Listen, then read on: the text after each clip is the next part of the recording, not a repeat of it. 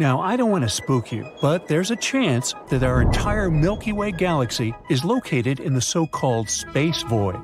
It's a region where there's relatively little matter compared to other corners of the known universe, and it's much less dense than it is elsewhere in the universe. In other words, we might exist in an air bubble in a cake. If that's true, it would mean that we're even lonelier than we thought. In our universe, all the galaxies are constantly moving away from each other. In order to understand how far they move away, scientists use something called the Hubble-Lemaitre constant. It's like a speedometer, but for galaxies. However, there's a cosmic mystery called the Hubble tension. It's challenging what we know about the universe's expansion. Scientists used to consider the Hubble-Lemaitre constant a reliable guide, but our recent observations question this reliability. The speeds we see in real life don't match up with the distances we calculated and expected. They aren't sure why these measurements don't add up. Researchers followed the moves of supernovas and saw that the universe seems to expand faster around us than it does overall, as if it's actively avoiding us specifically. After considering this, they began to assume that we might all live in a cosmic void. Cosmic voids are vast, empty spaces between galaxies, kind of like between my ears. They make our entire world look like a big sponge. Now, let's go back to the beginning, just a fraction of a second after the Big Bang. Right after the beginning of everything, the universe was a hot, compressed plasma. It only had very tiny variations in density, called quantum fluctuations. After the Big Bang, the universe began to expand. Those quantum fluctuations grew together with it, creating regions of varying matter density. Because of that, the universe didn't expand everywhere uniformly. Instead, little claps of matter began to gather together over a long period of time, creating massive structures, galaxies. Galaxies are arranged in huge walls and filaments, with enormous gaps in between. And these gaps are voids, also known as dark space. Now, these voids aren't truly empty. In fact, they actually hold more than 15% of the amount of matter found on average throughout the entire universe. They still contain gas, dust, dark matter, and even stars and galaxies. However, they have less density than regions with galaxies, about 1/10 of the average matter density, which is why we consider them nearly empty. Usually, they'll have a diameter ranging from about 30 to 300 million light-years. That is an enormous distance, even on a space scale.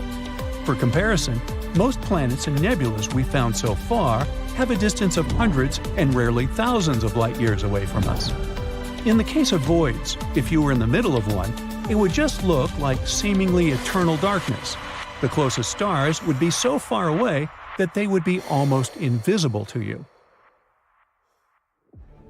Some of them are especially large. They're known as supervoids. The largest known one was creatively named Giant Void. It's so big, it's impossible for us to even imagine. 1.5 billion light-years away, with a diameter of 1 to 1.3 billion light-years. Yeah, it's basically a big dark vacuum. But even this giant vacuum isn't entirely empty.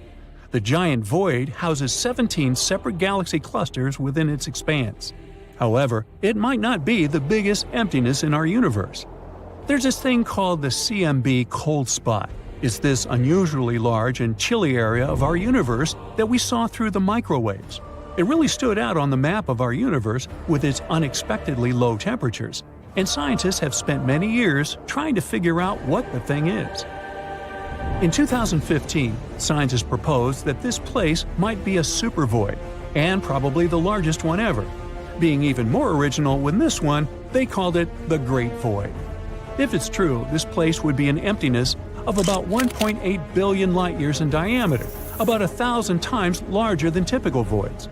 Not everyone thinks that's possible, so scientists keep arguing over this one. There's another interesting theory going about this place. One researcher suggested that this place might have been a trace on our collision with a parallel world. It's a pretty bold hypothesis, but unfortunately, there's no way for us to confirm or deny it with our current technologies. In any case, as the universe expands, these voids will grow, and the walls connecting galaxy clusters will stretch and break. Eventually, the voids will merge, leaving gravitationally bound galaxy clusters as islands in the expanding emptiness. In other words, sooner or later, the great emptiness will consume everything in our world. So, it turns out we might be a rare occasion in a supervoid, one of the 15% of matter. This would explain why we're surrounded by relatively few galaxies. This discovery, if true, challenges the standard model of cosmology which we created with Albert Einstein's help. It would mean that gravity in general behaves differently than what we expected. According to the standard model, such a significant underdensity shouldn't exist. Because of that, scientists will have to explore and consider this idea thoroughly. It might just challenge our very basic understanding of physics. The scientists call this the local hole. The discovery of the local hole may hold clues to explaining the Fermi paradox. Maybe in this specific part of the universe, where we hang out, the chance of intelligent life developing anywhere nearby is very low. Perhaps all of the sentient beings hang out somewhere beyond our supervoid. But that doesn't mean we should lose hope, or that life anywhere nearby is impossible. In fact, life in the universe might be much more common than we previously thought. We know that the inner planets, like Mercury and Venus, are inhospitable due to extreme conditions. However, Venus looks interesting because even though it's a crazy toxic planet, scientists believe that it was very Earth-like in the past. It could have even hosted life. Unfortunately, it was too close to the Sun and all the nice conditions evaporated over time. But there's a possibility of microbial life surviving in its high-altitude clouds. Mars, a cold desert, also might have been a friendlier place in the past with rivers and lakes. Though now it lacks a protective atmosphere, ancient life might have existed there. In that case, it would leave potential fossils and underground microbes could still survive. We've discovered some signs of them, but are still debating whether this stuff was truly organic or not.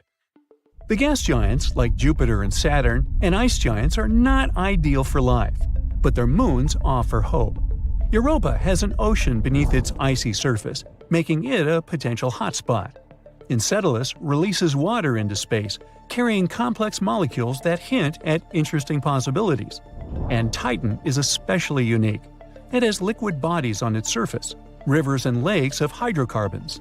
While its frigid temperatures aren't great for life, scientists ponder if it might host life with a different kind of chemistry. However, it will take us decades to check all these celestial bodies and study them properly. We haven't sent anything so far since the times of Voyager 2, but if we're lucky, we might explore our solar system during the 21st century.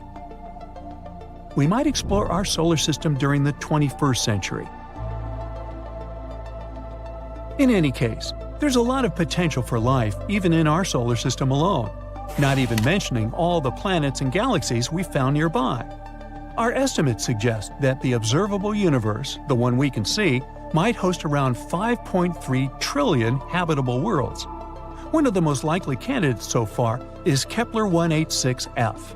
It's a potential Earth-like planet, just 10% larger than Earth. This planet orbits a red dwarf star, which is a star a bit dimmer, colder, but more long-living than our Sun. And it's only about 490 light-years away, which may sound like a lot, but remember what distances we've discussed with supervoids. So even if we really are in a supervoid, we're still lucky to have many galaxies and planets around. And if one day we'll find a way to travel through the universe, leaving the local hole probably wouldn't be a problem. Our vast universe is home to phenomena such as star-devouring black holes, rapidly rotating pulsars, radiant nebulae birthing stars, and countless galaxies. Yet it may not be endless. There could be a distinct edge, a cosmic boundary. Let's embark on a journey to that possible frontier. Visualize the universe as a massive layered structure. At its core is Earth, enveloped by our solar system, which is in turn housed inside a galaxy within this grand universe. As we journey beyond our solar system, passing by the planets from Mars to Neptune, we encounter the heliosphere. Here, the solar wind's velocity plunges dramatically, giving way to the near-stagnant wind at the heliopause. Beyond, the ship faces the force of the interstellar wind. Two remarkable emissaries from Earth, Voyager 1 and Voyager 2, now reside in this region. They revealed the heliosphere's uneven shape. Venturing further, an asteroid belt known as the Oort cloud becomes visible, believed by some scientists to source Earth-bound comets. Beyond lies the expansive Milky Way, spanning around 106,000 light-years. Guiding our journey is a cosmic map, identifying our location in the Laniakea supercluster. However, there's more. At a greater scale, the Hydra Centaurus supercluster emerges. At the universe's maximum observable scale, a surprising revelation awaits, evidence suggesting a universe boundary. This edge, located an astounding 10 billion light-years away, is a testament to time and evolution. During such a lengthy voyage, our sun might wither or explode, and the Milky Way might merge with the Andromeda galaxy. Our endpoint is the Eridanus supervoid, a vast empty stretch spanning 1 billion light-years. This void might result from an unfathomable collision, our universe meeting another. This leads to a tantalizing notion of multiple universes, where every choice leads to alternate outcomes in parallel realities.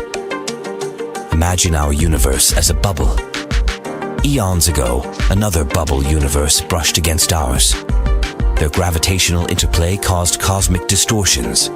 As they separated, a piece of our universe might have been taken, leading to the creation of the Eridanus supervoid. Eridanus supervoid covers a region of space about 1 billion light-years in size. This makes it one of the largest known voids in the universe.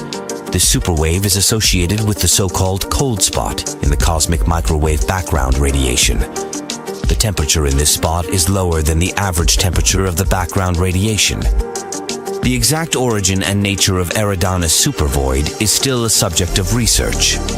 This object provides scientists with a unique opportunity to study the structure and evolution of the universe on large scales. Yet, perceiving the universe's entirety remains a challenge. Like an ant on a basketball, we see a consistent horizon due to our 3D viewpoint. But adding dimensions could change our perceptions. Could black holes, with their powerful gravitational influence, offer a passage to these other realms? The vast expanse of our universe is filled with intriguing structures, mysteries, and phenomena that continually challenge our understanding of the cosmos. The Eridanus supervoid, with its immense size and enigmatic nature, stands as a testament to the universe's capacity to astonish and confound us. And for those intrigued by the enigmatic nature of black holes, we invite you to explore more in our other videos. Dive deep into the mysteries of these cosmic giants and join us on a journey of understanding and wonder.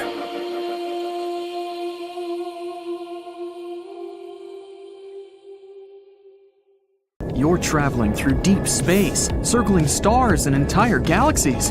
Whoa, looks like this multicolored nebula will soon collapse under its own weight and explode like a supernova. Now let's carefully circle this black hole. Try not to get caught in its gravitational field, or it'll swallow you like a space monster. Wait, what's that strange structure right there? It's a glowing wall. And if you look closely, each glowing dot is an entire galaxy. That wall has about 100,000 of these galaxies. The Milky Way has 100 billion stars, so this wall holds a quadrillion, that's 10 followed by 15 zeros, of stars like our sun. This giant structure is called the South Pole Wall. It's located about 500 million light-years from Earth. By comparison, the closest star to our home is Proxima Centauri, and it's about 4.2 light-years away. Rockets can cover that distance in about 73,000 years. So the journey to the South Pole Wall may take longer than our solar system exists. And this wall is simply gigantic, even on a cosmic scale. It's about 1.37 billion light-years long. To give you an idea of how large that is, the Milky Way is only 100,000 light-years wide. But you can't see this wall even with the most powerful telescope. The problem is that the Milky Way itself obstructs your view. It's so bright that it's hiding this wall. It's like trying to look at the starry sky in a metropolis. The light pollution won't let you do that. Scientists have been able to detect this galactic wall by measuring redshift. We know that all objects in the universe are moving. They spread out from each other as a result of the Big Bang, which happened billions of years ago. And when galaxies move, their light waves change slightly. By measuring this change, we can understand what the object is and how it moves. And this wall isn't even the largest in our universe. This is the Hercules Corona Borealis Great Wall. It's a giant flat superstructure about 10 billion light-years wide. That's around 10% of the entire observable universe. And it's also a wall. That is, a cluster of galaxies. We were able to detect this giant structure by gamma-ray bursts. It's the brightest electromagnetic event in the universe. You could even see it in the far reaches of our universe. Such bursts are a very rare event. In the Milky Way, for example, it happens once every few million years. If we notice many such bursts in a short time from the same place, it means that there are many objects like the Milky Way in that place. So, there are a lot of galaxies out there. Another unusual giant structure in the universe is the huge, large quasar group. It's about 4 billion light-years across. So it takes a photon of light almost as long as our planet has existed just to get from one side of the structure to the other. And if you put the huge, large quasar group on the scale, it would be 6.1 billion times heavier than our Sun. Scientists have found that there are at least 73 quasars in that structure. These are some of the most unusual objects in the universe. They are the active cores of galaxies. At the center of a quasar is a supermassive black hole. This giant eats up the matter around it. A wild force of gravity twists the matter around the black hole, forming a disk. And this disk is the source of the strongest radiation out there. By comparison, the radiation from a single quasar is tens or hundreds of times stronger than that of all the stars in our galaxy put together. Because of such strong radiation, we can detect quasars, even at very long distances. That's why they're also called beacons of the universe. Scientists use quasars to study the universe and the movement within it. One of the most distant quasars from us is about 13.1 billion light-years away. This makes it one of the oldest objects in the universe. It appeared about 690 million years after the Big Bang, and it's almost 3 times older than our solar system. It's still glowing with extreme brightness, about 4 and 14 zeros times brighter than the Sun. Scientists explain that at the center of the giant is a supermassive black hole, 800 million times heavier than the Sun. All these giant structures are just building blocks of our universe. Look, this is our solar system. Now, zoom out a little, and this is where our home star is in the Milky Way galaxy. Zoom out again. Here's a local group of galaxies. All the bright spots here are galaxies. Here's Andromeda, and here's the Triangulum galaxy, plus a few dozen other slightly smaller galaxies. They're all gravitationally connected. The size of this structure is about 10 million light-years. That's 100 times the width of our galaxy. Zoom out, please. This one is the Virgo supercluster. It's 20 times larger than the local group. There are about 30,000 different galaxies, and the mass of the whole thing is about 1 in 15 zeros solar masses. Zoom out again. Laniakea. This structure is almost 3 times larger. It includes the Virgo supercluster and other smaller clusters. And there are about 100,000 galaxies here. It's not over yet. Zoom out one more time. Here's the Pisces-Cetus supercluster complex. This giant galactic structure contains about 60 clusters of galaxies. So there are more galaxies in it than grains of sand in the desert. You know what to do. Zoom out! Phew! This is the observable universe. There are over 500 billion galaxies. And the stars? Well, there are about 1 billion trillion stars. The observable universe has its own structure. Clusters of galaxies form chains and walls, as you've seen before. But these strands are separated by huge regions of absolute emptiness. These areas are called voids. In these places, there is no matter at all. There are fewer molecules in the voids than in an empty room. One of these voids has a very mystical reputation. It's the Eridanus supervoid, or the cold spot. It appeared here only 380,000 years after the Big Bang. It's almost 1 billion light-years wide and could hold hundreds or thousands of galaxies with trillions of stars. Some scientists believe that this cold spot may have been the result of the largest collision ever, a collision of universes. There's a theory that our universe is some kind of bubble, a huge sphere that contains all these walls and chains of galaxies. Now imagine that there's an infinite number of these bubbles. They could be parallel worlds or different universes. Many years ago, one bubble came close to the bubble of our universe. Their walls touched, and the two universes connected for a while. It's like two drops of water coming together. But that universe kept moving. The area where the bubbles joined became thinner and thinner until that connection broke, and the two bubbles detached from each other. At this point, the second universe ripped some of the material out of our bubble. All those galaxies that used to fill the Eridanus supervoid ended up in a parallel universe. Scientists supposed we might travel through other bubbles.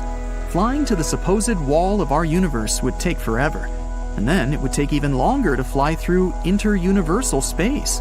So we have to use portals or wormholes. Here's how it works. Imagine a piece of paper with point A on one side and point B on the other.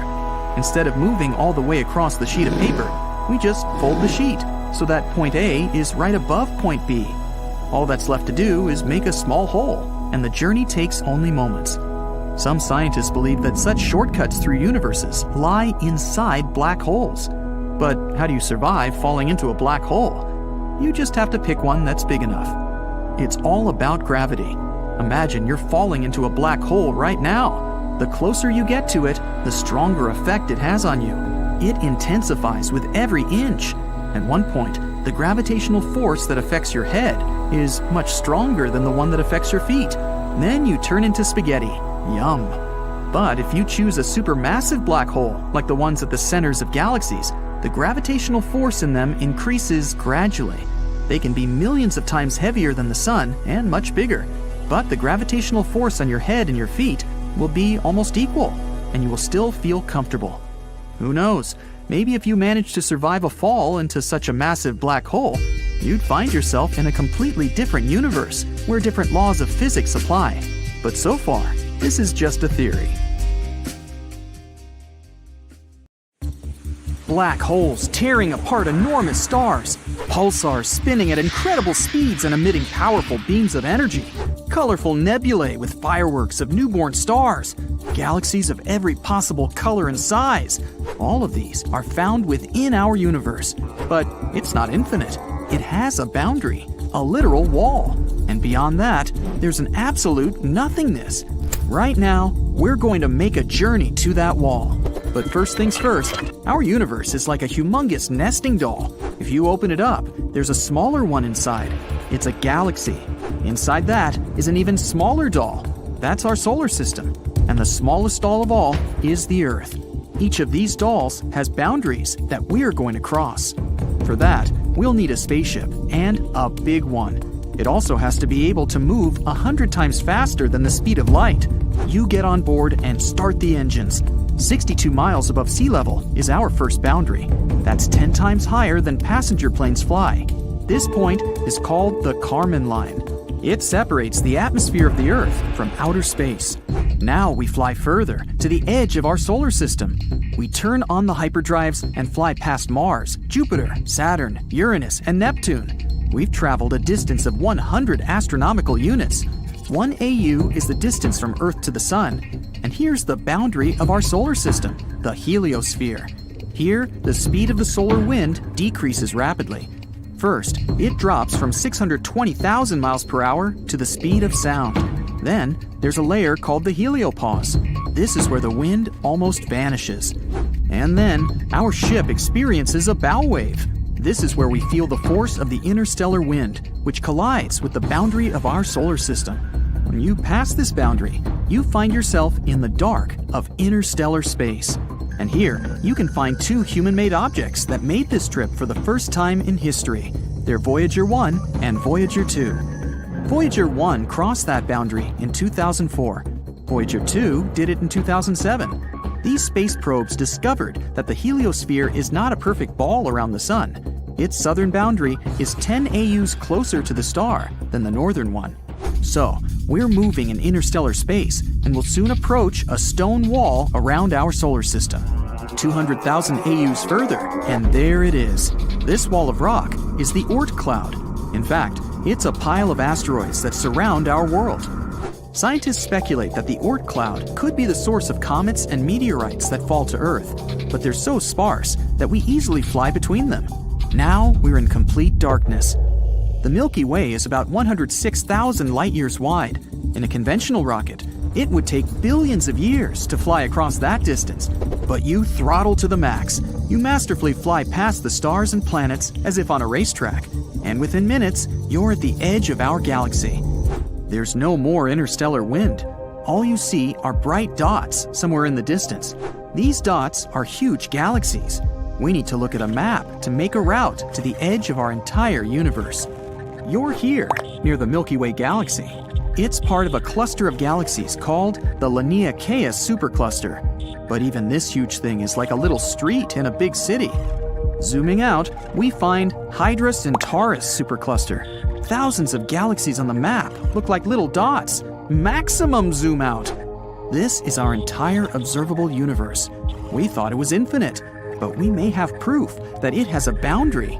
It's here, 10 billion light years away from our home. Even if you travel at the speed of light, a trip there would take twice as long as our whole planet has existed. During that time, the sun will either fade away or explode like a supernova, destroying our entire solar system. And if you can live that long and then return home, you will see that our galaxy is there no more. It's long since collided with the Andromeda galaxy and merged into one big cosmic body.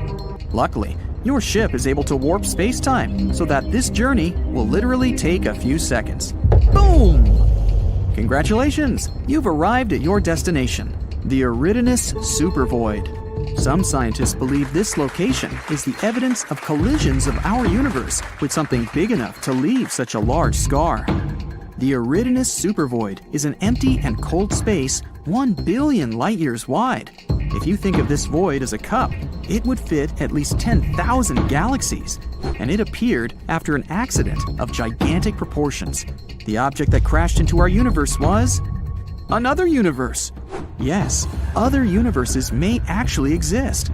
Imagine that our entire universe is a huge bubble that contains all the clusters of galaxies in the observable universe. There could be an infinite number of such bubbles.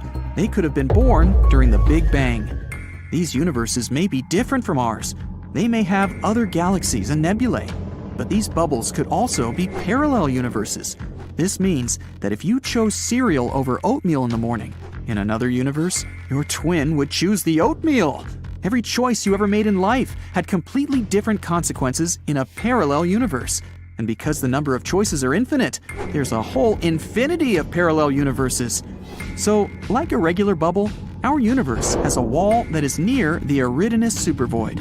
Long ago, another bubble flew past ours. As they approached each other, their gravitational fields began to interact. Our boundary wall began to deform and pull toward the other universe. The same thing happened on the other side. Then the walls of our universes came into contact. But as these bubbles moved, their connection began to break, and the other universe just ripped a huge chunk of ours. A cold void was formed at the point of collision, and that was the Eridanus Supervoid. The problem is that the universe looks the same to the observer, regardless of point of view. For example, imagine a basketball hanging in the air. Now, if we put an ant on the ball and tell it to find the edge of the ball, it will start running around it, making an infinite number of circles. But the landscape around the ant will not change. All it will see is a rounded horizon. That's because the ball remains the same from any point of view.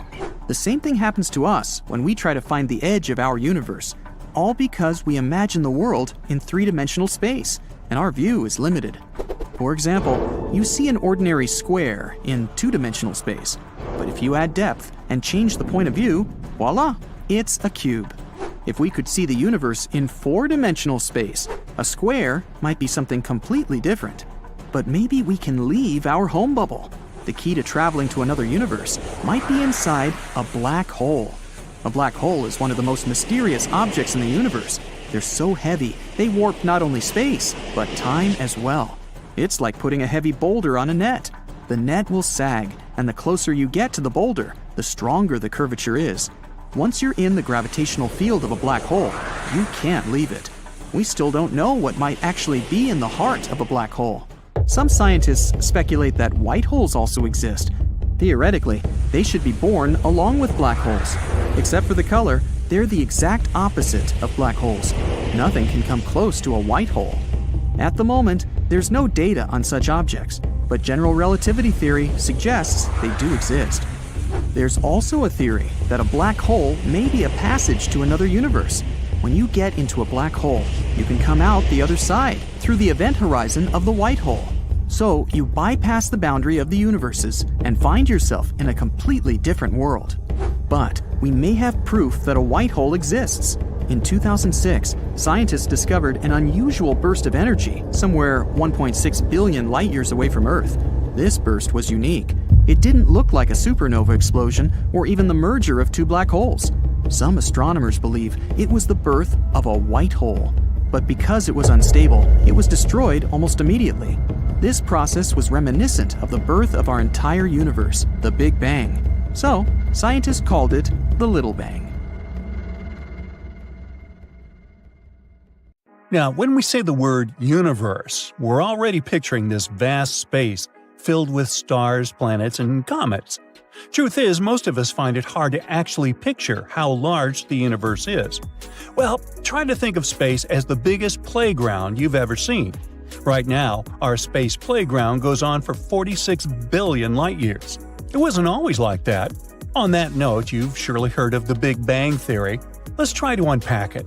Imagine the whole wide universe, every star, planet, down to the smallest particle, squished into a tiny superhot ball the size of, let's say, an apple.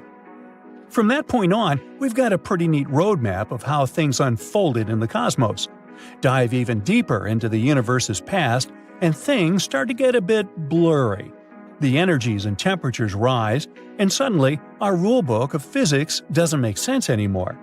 When we reach these early times, gravity, that force that keeps our feet on the ground, starts acting all mysterious. This is where we bump into the great puzzle of our time, quantum gravity. And here's the honest truth, we've still got some homework to do on that one. What made the Big Bang go pop in the first place? Well, it's kind of like asking what happened before the first page of a book. There's no page zero, or at least that's the answer that quantum physics provides. It tells us that there are events in the universe that just, happen. It's not because we're not looking where we should, it's just how the universe works. Or at least, that's our current understanding of it. Right after the blast, everything was just a bubbly mix of gas, like this soda can that just got opened. This gas, which was mainly helium and hydrogen, began to stretch out and cool down. If we could time travel to those times, we'd see a younger, hotter, and cozier universe. Cool telescopes like the Hubble and James Webb let us peek into those ancient times. And what we see is fascinating. Earlier galaxies were like the cute photos of the universe when it was younger, tinier, less heavy, and not as evolved as they are now. Over billions of years, the universe stretched out like a soap bubble. Imagine countless shiny marbles inside it, representing stars and galaxies. As the bubble grew bigger, the marbles spread out. Today, inside our bubble, we have trillions of galaxies. For every single galaxy we can spot, there are tons more we haven't seen yet. Some are too tiny, others are too far away. We still can't see them even if we use the fanciest telescopes available. Just to paint you a better picture, know that today our very own Milky Way is home to around 400 billion stars, similar to the Sun. It was a lot different in the past, though. Our galaxy began its journey like a little bundle of stuff, just a tad denser than most things in space. A lot of it was actually made of dark matter. Our closest star friend, named Proxima Centauri, is 4.2 light-years away. To put that in earthly terms, that's like taking a road trip around our planet millions of times. It's also about the same age as the Sun. If we could have looked at the exact spot about 5 billion years ago, it wouldn't have been there at all. Many stars live together in groups, kind of like families. However, most are solo adventurers, experiencing the vastness on their own. When you zoom out from our Milky Way and peek into the larger universe, it's more, well, empty, like a vast piece of countryside between big cities. In our cosmic area, we've got some cool neighbors. The Andromeda Galaxy, for instance, is just a stroll away, in cosmic terms, at 2.5 million light-years. And there are lots of smaller galaxies too, like the Triangulum Galaxy and the Large Magellanic Cloud. Our local hangout spot, which includes all these galaxies, spans about 3 million light-years. As we explore further, galaxies seem to gather in clusters, like suburbs. Connecting these clusters are threads of galaxies, creating a giant web in the universe. Galaxies are clustered this way because, just like magnets, they love to pull stuff towards them. If we could turn back time, we'd see a different picture. That's because throughout history, the popular galaxies with lots of stuff became even bigger, while the less popular ones gave their items away. From Earth, we can only see objects that are 46 billion light-years away at the most. If we put all this space into a giant box, its volume would be unimaginably huge. The main reason our universe is such a grand spectacle today is that it's been growing nonstop. Every year, its size increases a little more. In fact, the universe is expanding faster than the speed of light. Sure, we can't feel it down here on Earth, but there are clear signs in the universe that it's happening. We're still not sure why the universe behaves like that, but scientists are working hard to figure out this mysterious expansion. Our understanding of the universe has changed a lot over the years, too. Back in the day, when our world had more trees than buildings, people from all corners of the Earth would gaze up at a twinkling sky above. For many, the sky was their roadmap, alarm clock, and spiritual connection point. Now, imagine not having a smartphone or a compass, and still being able to find your way home or knowing when to plant your crops. That's because our ancestors had the sky. They knew when it was time to take care of plants, navigate ships, or celebrate special occasions, all by watching the stars and planets. Long ago, people in Babylon spotted some stars that behaved a little weirdly. These stars seemed to have a mind of their own. Obviously, we know now that they weren't stars at all. They were planets, like Venus and Mars, that sometimes wink at us down here. There was also a time when we believed the Earth was flat. Well, at least some people did, before Greeks in the 6th century BCE figured out that it's round. They even managed to guess its size by watching shadows in different places. They were pretty close with their estimations, especially if you take into consideration their limited tools. Now, speaking of our planet, there was also a time when humankind believed the Earth to be the center of the universe. We also believed everything else was just spinning around it. That was until a man named Copernicus did a bit of research and figured out it was actually the sun coordinating all the movement in our system. And soon after, other thinkers and stargazers joined in on the fun, changing how we perceive the universe using new tools. Speaking of tools, thanks to a telescope, Galileo found out that Jupiter had massive moons tagging along. We call them the Galilean moons today in his honor. But the universe kept tossing surprises our way. Some people started cataloging stars, clusters, and nebula, while others found mysterious rays that our eyes can't see. And just when we thought we had it all figured out, Edwin Hubble, not the telescope but the man behind the name, discovered something amazing too. He realized that other galaxies are in fact moving further away from us. These days, we're looking at the universe in a different way. We know how the timeline works now. We know that our time here on Earth is limited. No wonder astronomers are eagerly scouting through the vastness of space, looking for planets similar to ours. There is no other planet that can safely accommodate us in our solar system.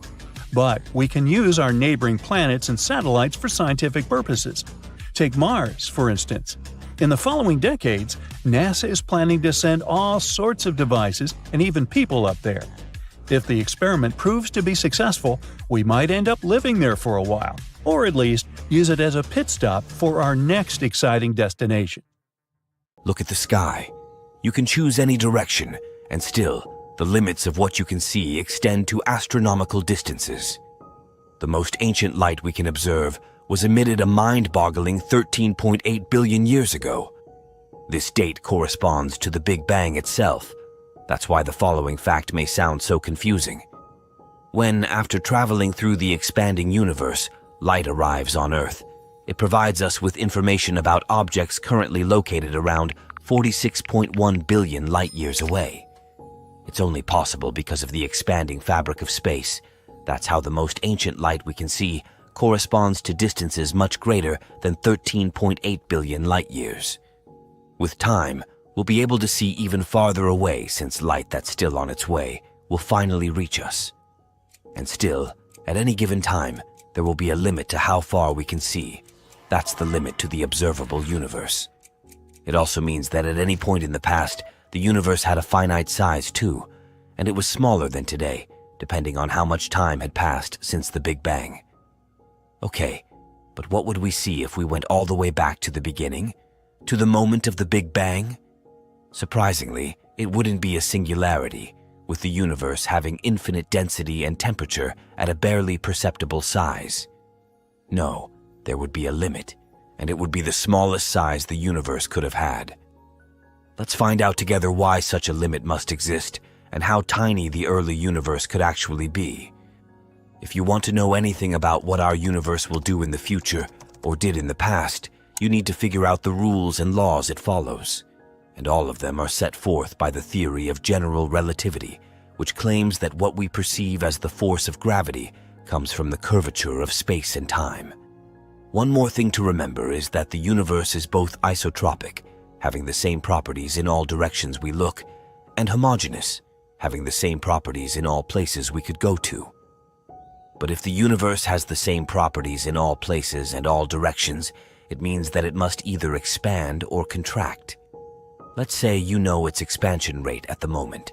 Then you can determine the size of the observable universe at any moment of the past or future, its expansion rate at any point in the past or future, and how energetically important each component of the universe was or will be in the past or future. And by these components, we mean radiation, normal matter, dark matter, neutrinos, dark energy, and so on. To figure out what our universe did in the past, or will do in the future, we need to understand how every component evolves with time and when and under what circumstances these components transform into one another. According to the theory of cosmic inflation, the universe was once filled with large amounts of energy. It was similar to dark energy, but much greater in magnitude. It made the universe expand faster and faster. As a result, the universe was getting colder and emptier. And then, after growing this way for a very long, possibly infinite amount of time, most of this energy got converted into matter and radiation, which triggered the Big Bang. Now, about the size of the universe. Today, 13.8 billion years after the Big Bang, the universe is 46.1 billion light-years across. When matter started to dominate radiation, which happened when the universe was around 10,000 years old, the size of the universe was about 10 million light-years. When the universe was 3 years old, it was roughly the size of the Milky Way galaxy. When the universe was just 1 year old, it was both smaller than our home galaxy and unbelievably hot, hot enough to start nuclear fusion. And when the universe was a mere 1 second old, it was too hot for nuclear fusion to occur. Its radius was just 10 light-years, which is still enough to enclose 9 nearest star systems we know about. And if we somehow managed to observe the universe when it was just a trillionth of a second old, we'd see that it was the size of Earth's orbit around the sun. The universe is expanding, and if it's expanding, then it probably had a beginning somewhere. Now, all we have to do is to run time backward and see where the beginning was. It took the scientists many more years to come up with a full-fledged theory, the Big Bang Theory. And here it is. Nothing has ever been anywhere, because neither when nor where existed. But actually, no. There was one thing. It was the so-called cosmic singularity, a state of our universe in which it was incredibly small, dense, and very, very hot. Imagine if our universe was compressed into a small ball. The pressure and temperature inside would be enormous. At some point, it became impossible to withstand them. And here comes the Big Bang. It was an outburst of energy and matter that created everything we see now. Time and space, basic physical forces. It also scattered quarks everywhere. These quarks, tiny particles that make up our world, were all boiling in an incredibly hot cosmic broth. When it cooled down, gravity began to attract them to each other.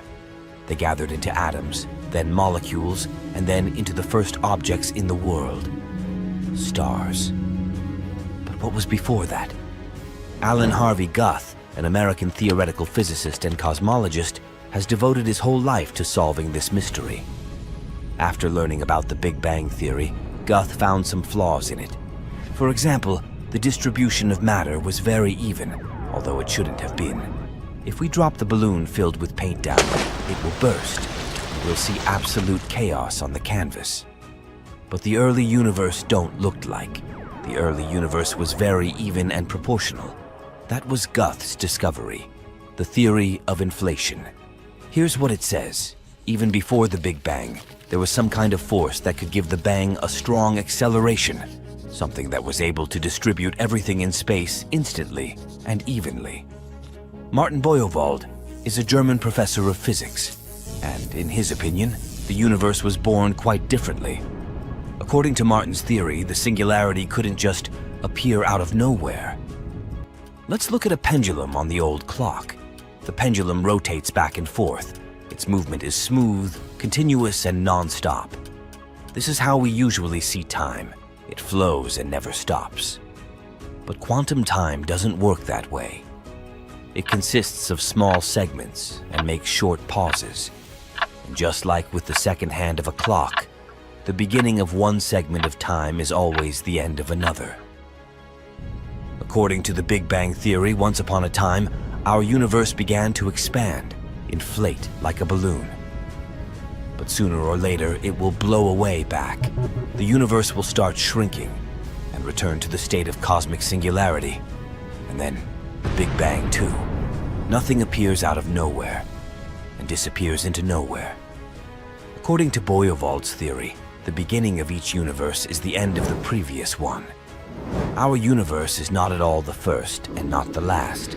Millions of similar universes existed before us and will exist after us. This theory, although it sounds very logical, is far from complete. So for now, all this is just a hypothesis. But some people come up with even stranger ideas. Neil Turok, a South African physicist, and his colleague Paul Steinhardt, an American theoretical physicist. They say that yes, our universe isn't the first one. Our universe is just one of an infinite number of others. And all of us are stuck in a cycle of endless rebirths of parallel worlds. According to this theory, our universe is located inside a so-called brain, as in membrane. In other words, we're stuck in some kind of elastic surface that's capable of contracting, stretching, oscillating, and so on, like pieces of fabric on a rope. Another universe may be an inch from ours, but we can't see it.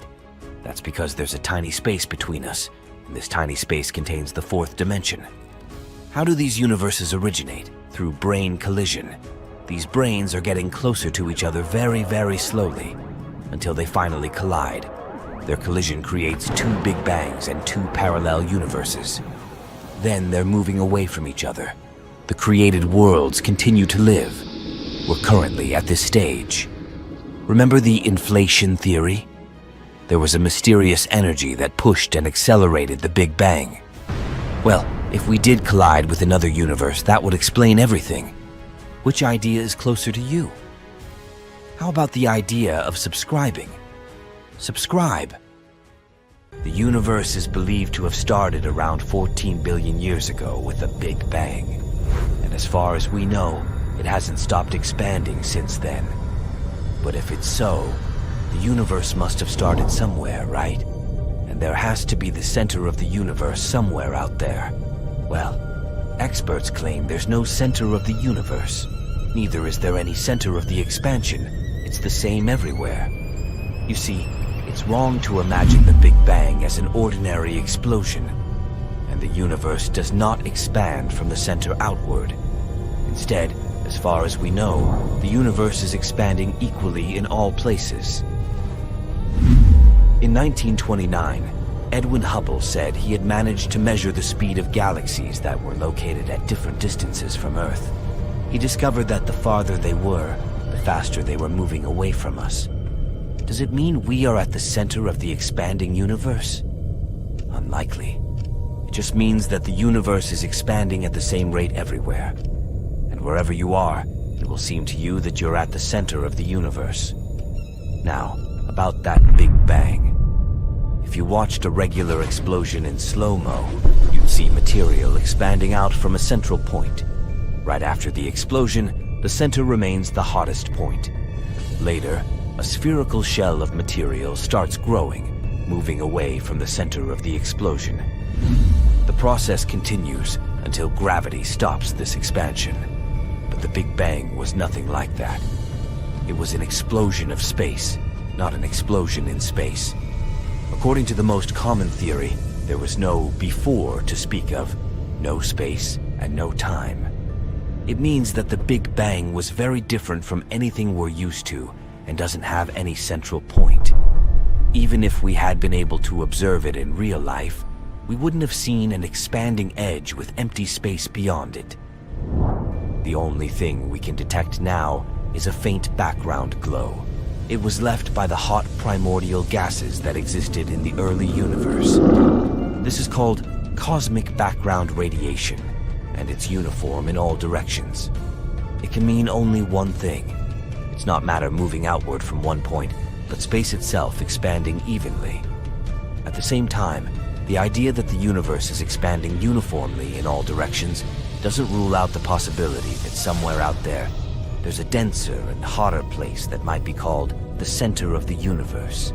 But as far as we can see, there's no sign of such a special point. The theory that the universe should be uniform is known as the cosmological principle. It appeared in 1933. Not so long before that, some scientists believed that the universe only consisted of our home galaxy. If this was the case, we could definitely consider the center of the Milky Way to be the center of the universe. But in 1924, Hubble put an end to that debate. He showed there were other galaxies besides our own. But in any case, how we see the universe is limited by the speed of light and the finite time since the Big Bang occurred. Even though the observable part of the universe is very large, it's likely tiny in comparison to the entire universe, which may be infinite.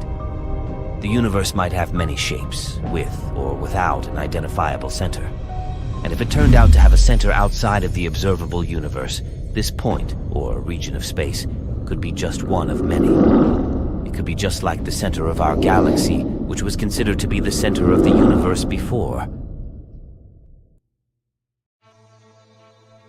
Stop whatever you're doing for a moment and think about this. Where are we going? I don't only mean you or me. I mean our planet and the entire solar system. We've been traveling through space for eternity, but does this journey have any aim or destination? The solar system is moving at a speed of 450,000 miles per hour. Our beautiful blue Earth is snugly tucked inside it, and it seems that our region is quite calm and safe, not like some terrifying experiences our celestial neighbors go through.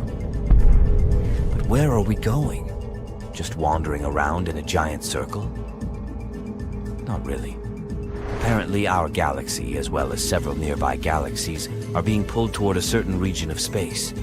It's about 150 million light years away. And the worst thing is that we do not know what exactly it is. That's why we call it simply the Great Attractor. This bizarre area is, unfortunately, on the other side of the Milky Way.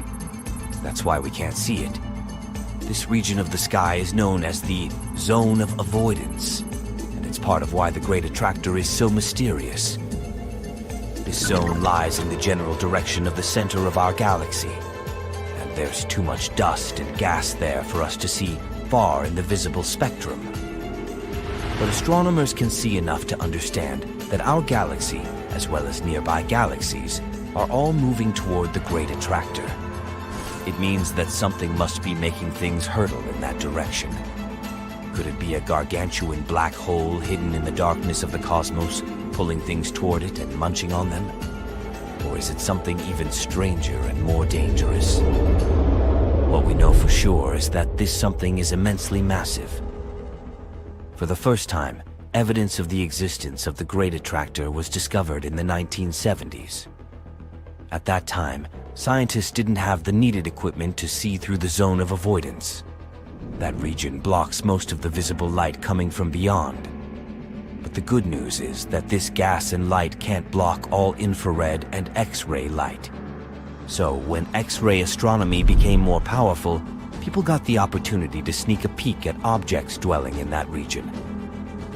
It turned out there was a huge supercluster of galaxies in the region of the Great Attractor. It's now known as the Norma clusters. This enormous structure, consisting of thousands of galaxies, has a mass of around 1,000 trillion suns. So, the Norma cluster is massive, that's true, and local galaxies seem to be moving toward it. And still, it doesn't explain all the movements in that region. And now, I'll tell you something even more puzzling and spooky. The mass of the Great Attractor, whatever it is, isn't enough to account for the pull. If we take an even larger region of galaxies, it will become clear that both the Great Attractor and local galaxies are moving towards something even larger. This space behemoth is known as the Shapley Supercluster. It's made up of more than 8,000 galaxies and is as massive as 10 million billion suns or even more. This supercluster is the greatest galaxy cluster we know about within 1 billion light years. And everything in the universe, Earth, the solar system, even the Great Attractor, are moving toward it. But at the moment, astronomers are still trying to find more information about the Great Attractor. The Hubble Space Telescope is now focused on the region of space where it resides. The largest galaxy visible in the region of the Norma cluster is ESO 137002. It's a spiral galaxy with large clouds of dust across the galaxy's bulge. Unfortunately, Hubble, being an optical telescope, can't see a tail of glowing X-rays extending out of the galaxy. And in general, observing the Great Attractor is difficult at optical wavelengths. The plane of the Milky Way both outshines and obscures with dust many objects located behind it. And even though we can get some information thanks to infrared or radio observations, the region behind the center of the Milky Way remains an almost complete mystery. Our universe is an incredibly fine-tuned system. It constantly expands at a certain rate because of two reasons: all kinds of energy that exist in it and our laws of gravity. But if things were even a tiny bit different, you wouldn't be watching this video now. You wouldn't wake up, wouldn't drink your morning coffee or tea, and wouldn't hurry to work. All because humans wouldn't exist. As simple as that. Nothing would exist. And here's why. Imagine a thin, tall, rocky spire. It's here, on our home planet. You accidentally come across this spire and decide to balance a massive boulder on top of it. Most likely, this boulder will topple over and roll down one side of the spire, eventually ending up in the valley below. It would be bold of you to assume that the rock will stay on top of the spire unless it's perfectly balanced. When we see an example of such incredible balance in real life, we call it a system in unstable equilibrium. The universe is like this boulder, perfectly balanced in unstable equilibrium, or, as experts describe it, enormously fine-tuned. On the one hand, there's the expansion rate the universe had at one point close to the Big Bang. On the other hand, there's the sum total of all kinds of matter and energy that appeared at approximately the same time. I'm talking about radiation, normal matter, neutrinos, dark matter, antimatter, and dark energy. According to Einstein's theory of relativity, there's a complicated relationship between this expansion rate and the sum of all the matter and energy in the universe. And if you know the composition of the universe and its initial expansion rate, you can predict how it will evolve with time and what its destiny will be. If there's too much matter and energy compared to the expansion rate, such a universe will collapse. If there is, on the contrary, too little matter and energy, such a universe will keep expanding endlessly, even before atoms manage to form there. As for our universe, it neither collapsed nor expanded dramatically and irrevocably. And even today, 13.8 billion years after its formation, these two sides of the equation seem to be still perfectly in balance. The odds of it occurring, considering all kinds of random possibilities you can only imagine, are astronomically small. Of course, there's a tiny chance that our universe was born this way, with a perfect balance between all the stuff it contains and the initial expansion rate. But scientists don't like this idea. When facing a coincidence we can't easily explain, blaming it on the initial lucky circumstances is like giving up on science. From a scientific point of view, it's much better to try to find the reason why this coincidence could have occurred. In the case of our perfectly balanced universe, where the expansion rate matches up with the total energy density, the idea of cosmic inflation, a short and sudden episode of expansion, seems to be a great theory. Inflation could stretch the universe flat in the first 10 to 36 seconds after it came into existence, and when this inflation ended, the initial conditions of the Big Bang would be all set up. To understand inflation better, we should keep in mind that there are four fundamental forces present in nature: gravity, electromagnetic force, strong nuclear force, and weak nuclear force. Strong nuclear force is that very binding force that holds fundamental and subatomic particles together, stabilizing matter. And weak nuclear force is involved in processes separating small particles, for example, radioactive decay. So, right after the Big Bang, these four forces were indistinguishable in behavior.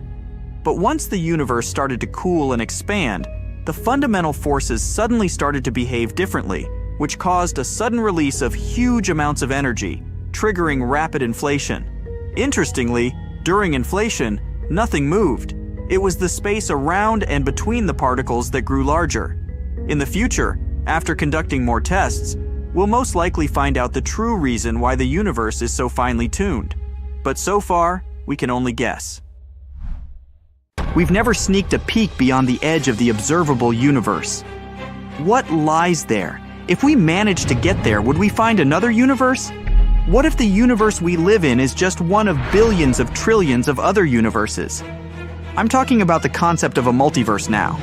Look, there's this idea of parallel universes. Let's take one of them. It looks exactly the same as our universe, and still, some details differ. Maybe instead of becoming a doctor, you chose to start a music band there.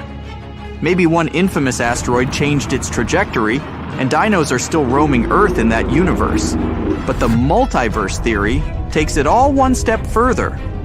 Those who believe in it state that there might be countless realities. According to this theory, we live in a bubble that is just one of many other bubbles, which I guess looks like bath foam.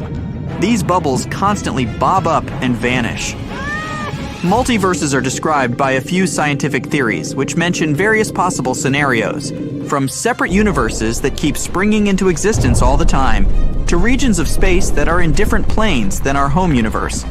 But there's one thing these theories agree upon. All of them suggest that the space and time we observe is not the only reality. You see, it's impossible to explain all the quirks of our universe if it's the only one to exist. So it's either inventing newer theories that can throw light on certain properties of our universe, or accepting the fact that we're living in just one of many, many universes, all of which are different. One of the most widely known multiverse theories is called inflationary cosmology. This is the idea that right after the Big Bang, the universe expanded rapidly and exponentially. Indeed, cosmic inflation does explain lots of the properties of the universe we observe. For example, the distribution of galaxies. When this theory was suggested for the first time, it was perceived as a piece of science fiction.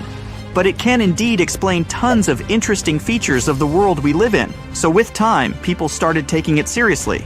Now, the theory states that inflation might happen again and again, maybe even infinitely. And this could create constellations of bubble universes. Of course, none of these bubbles will have the same properties as ours. There may easily be places where physics as we know it doesn't exist. But even though some of these universes might look like ours, they all lie beyond the realm we can observe directly. Another theory, called the many worlds interpretation, claims that there might be multiple branching timelines, or alternative realities. And in each of those realities, our decisions play out differently, which also means very different outcomes. At the same time, the only reality you can perceive is the one where you live. If it's true, then the question is, where are all those other universes?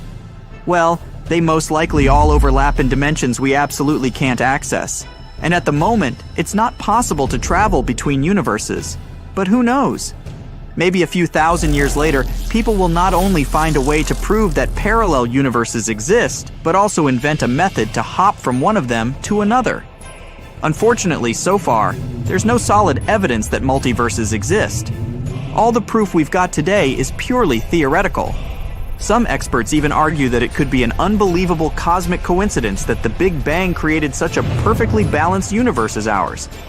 Or, if parallel universes do exist, we might have just inhabited the one that had all the right conditions for our survival. It's still unclear whether the multiverse theory is even testable. Perhaps we just haven't thought of the right tests yet. Now, I've got one scary thought for you to consider. What if, at one point, you stopped existing in your home universe, the one you were born into? What if your consciousness was transported to a parallel universe, where you're now watching this video? Think of this.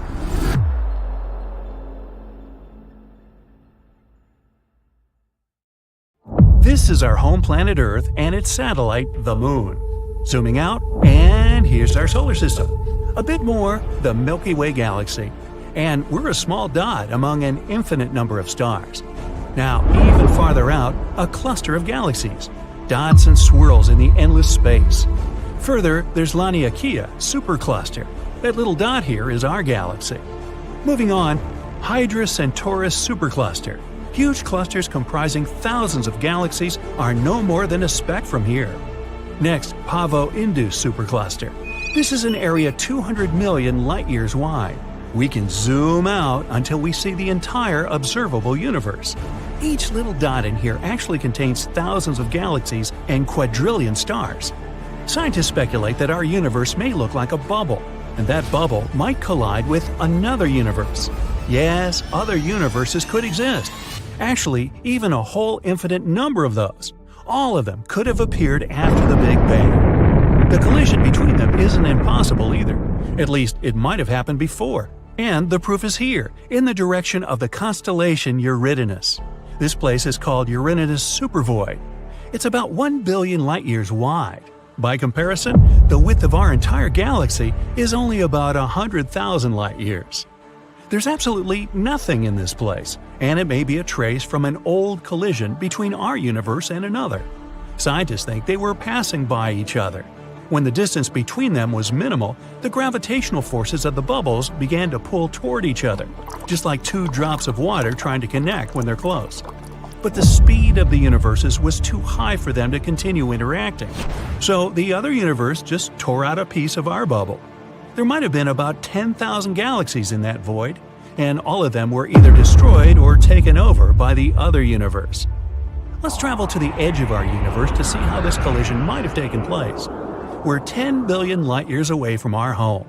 Here, in another galaxy, we see amazing nebulae of different colors and shapes.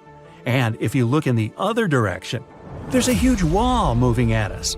All these bright sparks on it are enormous galaxies about to collide with us. But in fact, it's a humongous mirror that only reflects our universe.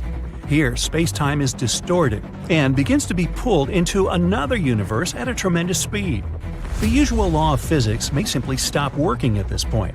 Gravity may disappear, and with it, all the stars would explode and people on the surface of planets would hang in weightlessness. But if the universes didn't go at a tangent but crashed directly into each other, things would be much scarier. The enormous amount of collision energy would probably cause an incredible explosion. Its force would simply destroy everything in our bubbles. Still, the two bubbles might begin to merge too. At first, all galaxies at the edge of the universes would be torn apart, but then the merger would begin. The galaxies would start moving chaotically. They would fly past each other, break apart, collide, and explode. The collision of two galaxies is an accident of enormous proportions, and it might happen to our home quite soon, in space terms. The Andromeda Galaxy is heading our way. It's a spiral galaxy about twice the size of ours, and there are about 1 trillion stars there, which is twice more than in our Milky Way. At the very center of this bright galaxy lurks a dark beast, a black hole. Its weight is 2 and 8 zeros of the Sun's mass. Red giants hundreds of times larger than our Sun. Pulsars emitting enormous amount of energy like spotlights. Rogue stars, and many large and small black holes. This soup of dangerous objects is moving toward us at 68 miles per second. A trip to New York to Los Angeles at that speed would only take half a minute. The disk of Andromeda can already be seen with the unaided eye on moonless nights. As time goes on, it'll get even bigger. As Andromeda gets closer to us, its gravitational force will begin to stretch the arms of our spiral galaxy. It'll begin to unwind. The stars and planets will lose their orbits. One possible scenario is that an unknown asteroid, or even a dwarf planet from the Andromeda Galaxy, will crash into the Earth at an incredible speed. Our planet will explode just like a balloon from this impact. Oh, goody. Another option involves stellar collisions. Our Sun would face another star. The bigger star will slowly begin to consume the smaller one.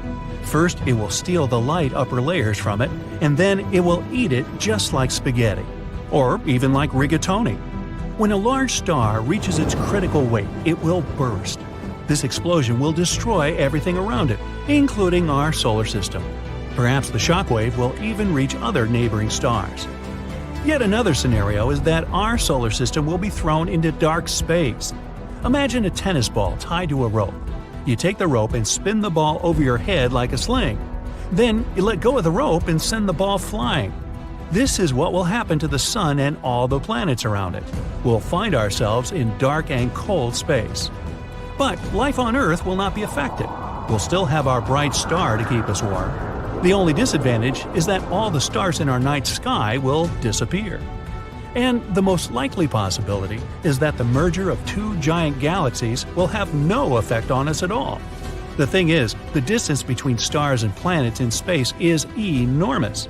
So they can all just mix together and form one giant cloud. It would be like shoveling fine sand through a big sieve. The objects won't interact with each other. But the most interesting thing will happen to the black holes in the centers of our galaxies. Right now, there's a dense cluster of stardust and stars around them. As Andromeda and the Milky Way come closer together, they will begin to dance with each other. Gee, will it be the twist or the foxtrot? And when the black holes get close together, they'll begin to swallow all matter around one another. Billions of tons of colored stardust, asteroids, and star particles will fly toward the very center of either black hole. It might seem like this process happens very slowly, but it's an illusion. Super heavy objects like black holes warp the space-time grid, so time is much slower near black holes. And all objects that seemingly stay on the event horizon for weeks or even months are actually long gone. When the black holes finally come together, they merge into one supergiant black hole, but its mass is slightly less than the combined mass of the two dark monsters. Some of their weight is transformed into collision energy. This energy is released so strongly that its waves can be felt in other galaxies. Now, a huge black hole gathers all this dense and hot core of the two galaxies around itself. At some point, the black hole feels full and throws out powerful jets of energy into space. This is called an active galactic nucleus. It's one of the brightest phenomena in the universe and the most powerful source of electromagnetic radiation ever known. These jets may be more than 5,000 light-years long. By comparison, the distance from Earth to the nearest star, Proxima Centauri, is only 4.2 light-years. And the explosion that accompanies the jets has the power of 100 supernova explosions. Wow, blows my mind. The blast wave from this event could even reach the edges of a new galaxy, and this outburst would be visible from millions of light-years away. Now, there are dense clouds of multicolored dust at the center of merged galaxies. The weight of these clouds is so great that they begin to shrink and take on a round shape. Gradually, they become so heavy that they compress the core and nuclear reactions start inside them. The temperature begins to rise and soon, boom, there's a supernova. It's a veritable fireworks show at the center of the galaxies. stars erupt from the fog and form new hot worlds. At this point, the arms of the two galaxies that were previously pulled out slowly return to their former shape. The super-heavy center of our galaxy has such a gravitational force that it affects stars and nebula hundreds of thousands of light years away. The galaxy's arms twist again, and we see the new and finished galaxy, the Milky-Andromeda, or Milky-Andromeda. Hey, how about the Milky Way? Blah blah blah. Well, that's hard to say. Look at these two pictures. At first glance, one might think, well, aren't they showing the exact same thing? Truth is, they don't. But both these subjects are some of the most complex structures humans have ever had the chance to study. The first image shows a cluster of galaxies from our universe. The second is just a small neuron in the human brain. After seeing these images, some were quick to compare them. Is the universe nothing more than a huge brain? Now let's not get too excited. Before we go into describing all the similarities between the universe and the human brain, there is something we need to be aware of. It's a little thing called apophenia. And it's when our brains make up similarities between two objects that are seriously unrelated. The best example is when we look at clouds and start to see all sorts of cute animals and weirdly shaped objects. We might be doing the same thing when looking at those two initial pictures. Maybe it's just our brain making up similarities where there aren't any. Some scientists became fascinated with this huge brain universe idea. They wanted to make sure it was not just a weird coincidence. There had to be a way they could measure how the universe compares to the mushy organ inside our heads. So they started with the brain. It's probably one of the most complicated things we know in the whole universe. That's because it's packed with more than 80 billion neurons. These cells are responsible for taking information from our senses and sending out messages all over our body. Try to think of neurons as workers in a factory. They don't just do their work, they actually communicate with each other, thanks to these elements called axons and dendrites. The axons are responsible for carrying electrical signals away from the neuron's body to other neurons or muscles. Dendrites, on the other hand, have the task of receiving that information. All of them together make this mega network of about 100 trillion connections. The universe is one big social network itself too, but this time it's made up of galaxies. You might picture the universe as stars and planets with a ton of empty space between them. It's not quite right. What we can see and measure is known as the observable universe, and it's really vast. Think about 90 billion light-years across, containing hundreds of billions to maybe a few trillion of galaxies. These galaxies, like the one we're standing in at this very moment, are bundled together in groups. Our Milky Way is friends, in a way, with galaxies like Andromeda and Triangulum, and altogether, they're a family called the Local Group. This family of galaxies is part of an even bigger bunch called the Virgo Supercluster. From what we can tell, the space between them might not be empty. It's filled with these threads made up of regular matter, but there might also be this mysterious dark matter doing its thing. Scientists didn't stop there. They decided to take it a bit further. They started by examining thin slices of the human cortex, the part responsible for our thoughts, memories, and even our consciousness. The next step was to compare them with equally thin slices of the universe from a computer simulation. Now it's obvious there's this enormous size difference between the brain and the universe. But the way they looked at it kind of made them somewhat comparable. As they zoomed in, think 40 times magnification, these scientists began noticing that the structures were very much alike. At this zoom, the brain's neural network looked like the universe's galaxy clusters. To make sure they weren't just imagining things, they used two clever methods. The first one looked at how these networks connected and how densely packed they were. They noticed that the middle part of a neuron, or its nucleus, is way tinier compared to its connecting fragments. Likewise, galaxy clusters are tiny when you look at the super long connecting threads between them. The second method was about checking how organized these networks were versus just being random. They looked at how everything was structured around each connection point, whether it was a neuron in the brain or a galaxy cluster in the universe. The resemblance doesn't stop there. We know that our brain is mostly water, about 70% to be precise.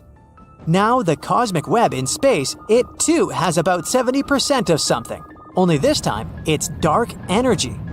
Water and dark energy may not be the most important elements in each of their structures, but they might still play a part in how everything sets up. The analogy continues. You see, the space we'd need on a computer to map out the universe is almost the same as our brain's memory storage. Somewhere in the ballpark of 2.5 petabytes. So, theoretically, a chunk of the universe could fit in our brains. Or flip that, and our entire life's memories could get stored in the universe's network. There are differences too, and we have to be aware of them to make sure we're assessing things properly. For starters, the universe is pretty much the same all over. It doesn't change its composition that much, regardless of where you travel in the observable area. But our brain, not so much. Different parts have different jobs. Also, our brain connections send information depending on things like what you're seeing or touching. On the flip side, the universe's links are just energy. There's also a difference between how these two structures came to be. It turns out that the patterns we see when we're gazing up at the stars are all shaped by gravity and some weird unseen force called dark matter. Massive fireworks in space called supernovae can also affect this cosmic wallpaper. On the opposite side of the spectrum, our brains got their shape from evolution. That long process where animals, including us, get to pass on the best features and data they've learned to their offspring. So, if a trait like a certain shape of the brain helped our ancestors dodge a hungry tiger, that trait got passed down. Our brains are also built the way they are because they're supposed to act like a superhighway for our thoughts. Quick thinking was crucial for people back in the day when they needed shelter from wild animals or the elements. Now, especially if you're a fan of sci-fi literature, you might be wondering, if the universe is like this immense brain, what might its body look like? We might as well be living in someone else's head. We like to think of humans as evolved, intelligent, and at times, hard to understand creatures. But what if we're just tiny neurons in a larger, more complex structure? Well, for the time being, we can only let our imaginations run wild. There's no way we can test at this point what's outside our universe. By all means, we don't even know how large it is. By looking at the parts we can see, the estimations are that the universe is about 95 billion light-years in diameter. Even if we'd somehow manage to travel at the speed of light, though that seems a bit impossible at the moment too, it would take an enormous amount of time to reach those supposed edges of the universe. There's also the theory of the multiverse. We don't have much tangible proof of this idea either, but it does claim we live in a universe out of many. Ours has time and space. Other worlds may have different rules and components. Life may look differently out there in ways we can't even understand. Having a better understanding of the universe is just as important as figuring out our brains. You see, we still have many unsolved mysteries right here under our noses, or behind our noses to be more precise. There are a lot of things we've yet to figure out about the human brain, like how we store and retrieve memories. We know that each time we learn some new piece of information, our brain changes. But we don't have the entire process mapped out, and it looks like it might take a while before we fully understand it. There are probably 36 other civilizations hanging out in the Milky Way, and over 170 billion galaxies, give or take, in the observable universe. Conditions for life are all over space. So, where is everybody? Nuclear physicist Enrico Fermi came up with this exact same question during a lunch break with his colleagues in 1950, leading to one of the most unsettling paradoxes in the universe.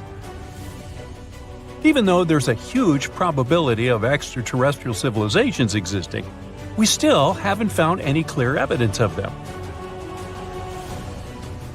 One possible explanation comes from the zoo hypothesis. It suggests that advanced extraterrestrial societies exist and know exactly who we are and where we are, but intentionally choose to stay hidden. They're just observing human quirky behaviors, as if we're in some kind of a cosmic wildlife park. But their intentions could be much darker. If you're a Star Trek fan, you probably remember the main rule for Federation members. Starfleet officers shouldn't contact species that are not advanced to avoid messing with their development, even if it means risking their own lives. Now, even though it's fiction, this rule perfectly captures what the zoo hypothesis is all about. Beings from other corners of the universe see our planet as a cosmic zoo with one-way bars. They can watch us brushing our teeth in the morning or walking our dog, but we can't catch a glimpse of them. In this theory, non-terrestrial life forms deliberately keep their distance from us, sticking to a hands-off policy agreement in the vast cosmic neighborhood. It's like those super smart beings agreed that we needed to have the freedom to shape our own future and destiny, following our own path of development without external contamination. The idea is that these super advanced civilizations could be like, 500 million years ahead of us, which would explain why we haven't seen any signs of them. And maybe it's better this way, as humans could eventually be destroyed or even assimilated by this new cosmic power, Independence Day style. As much as things like going to an art museum might be interesting to us, extraterrestrials probably wouldn't be too thrilled watching us stare at the Mona Lisa painting for hours. Interplanetary cultures might be more into buying tickets to quietly observe how we're developing new technologies, such as ultra-modern satellites. According to the zoo theory, they can't reach out to us until we hit a certain level of development, so improving our technology and wisdom could be the only way to show them that we're mature enough and don't need their spaceship parenting anymore. There are a couple of reasons why it's hard to buy into the zoo hypothesis. Extraterrestrials might not visit or reach out because we're not all that advanced. But it is tough to explain why they keep ignoring all our attempts to communicate. Even if the zookeepers try their best not to interfere with animals' lives and behaviors.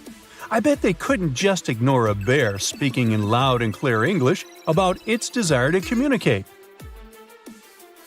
So that's pretty much why humans keep trying and trying to provoke some reaction from inhabitants of other planets using radio signals. In 2017, in a valley 8 miles southeast of the Norwegian city of Tromsø, a radar antenna transmitted some specially composed electronic music to potential intergalactic listeners. The target audience was in GJ273, also known as Lyton Star. It's a runty red dwarf located 12 light-years from our solar system. Since radio waves travel at the speed of light, we'll have to wait more than 2 decades before looking for a reply. But the main problem with radio waves is that we're kind of in the dark about where to look, and civilizations might be as far as 17,000 light-years away. Plus, we don't know which radio frequency extraterrestrials use to chat. Now here on Earth, we use the radio spectrum to send signals into the universe, assuming that what works for us might be a common method for other civilizations. But in fact, it could be considered a somewhat old-school technique for other beings.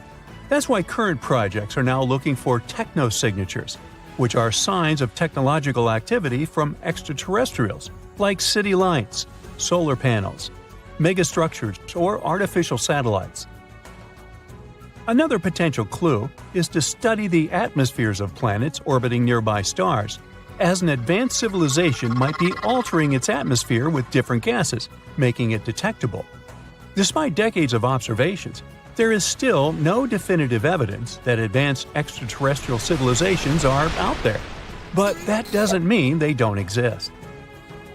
Even by expanding search fields, we're talking about odds much slimmer than hitting the jackpot, with a roughly 1 in 3 billion chance of finding an advanced civilization within a given distance from Earth. Maybe space creatures are responding to our communication attempts but in a way that we can't understand. The universe has been around for more than 13 billion years, while humans showed up just 200,000 years ago. And this is about 0.01% of the universe's age. It's like we're still learning to talk, while other super smart beings might be sending us messages that are all lost in translation. We keep waiting for a giant UFO to land on Earth and for green ETs with huge eyes to come out of it. But we forget that our intergalactic neighbors could be more interesting in building nanotechnologies to watch over us. They could also be trying to communicate using neutrinos, which are subatomic particles with an extremely small mass that could effortlessly pass through our planet without being detected by our current technological devices. Now, the zoo hypothesis has another issue. It is pretty tough to believe that, with all these civilizations supposedly hanging out in the universe, they would all decide not to reach out to humans. For this to happen, there would have to be a great sense of structure, with a higher intelligence working as the head of the universe, giving them direct orders and clear rules to keep us isolated. But we're talking about billions of possibilities for life, right? More civilizations mean that there are more chances of a violation of this no-contact rule. So, most likely, at least one independent planet would be just as desperate to find life in the universe as we are. Some scientists also believe that if such advanced life had substantially colonized Earth and many other planets, we would know it by now. The zoo hypothesis has two other variations that are even more frightening. In the laboratory hypothesis, nobody contacts us because humankind is actually being subjected to experiments, and Earth is essentially a giant science lab. Otherworldly creatures could be analyzing human responses to various survival challenges, such as tsunamis or massive earthquakes. In this case, the no-contact agreement between all other space groups would make a bit more sense, since it's in the name of scientific research for the greater good, at least for them. The planetarium hypothesis, proposed in 2001, suggests that we are living in an artificial universe, in some kind of virtual reality designed to give us the illusion that the universe is empty when it's not. But no possible generator could test this hypothesis. Besides the zoo, the laboratory, and the planetarium theories, there is another possible answer to the Fermi paradox. Nobody contacts us because humans are completely alone in the universe. This is known as the rare Earth hypothesis, and it emphasizes how Earth occupies an incredibly unique position. No other planet could bring life to the universe that could be more than just bacteria. We may consider ourselves pretty lucky, as even a small change in any of Earth's orbital parameters, like the distance from the Earth to the Sun or the rate of rotation, could make conditions too extreme for people or life in general. But again, it's hard to think that we are alone in this vast universe. So, we're back to the paradox. Where is everybody? There are a lot of unanswered questions in physics. How did universal energy and matter appear? Where did gravity come from?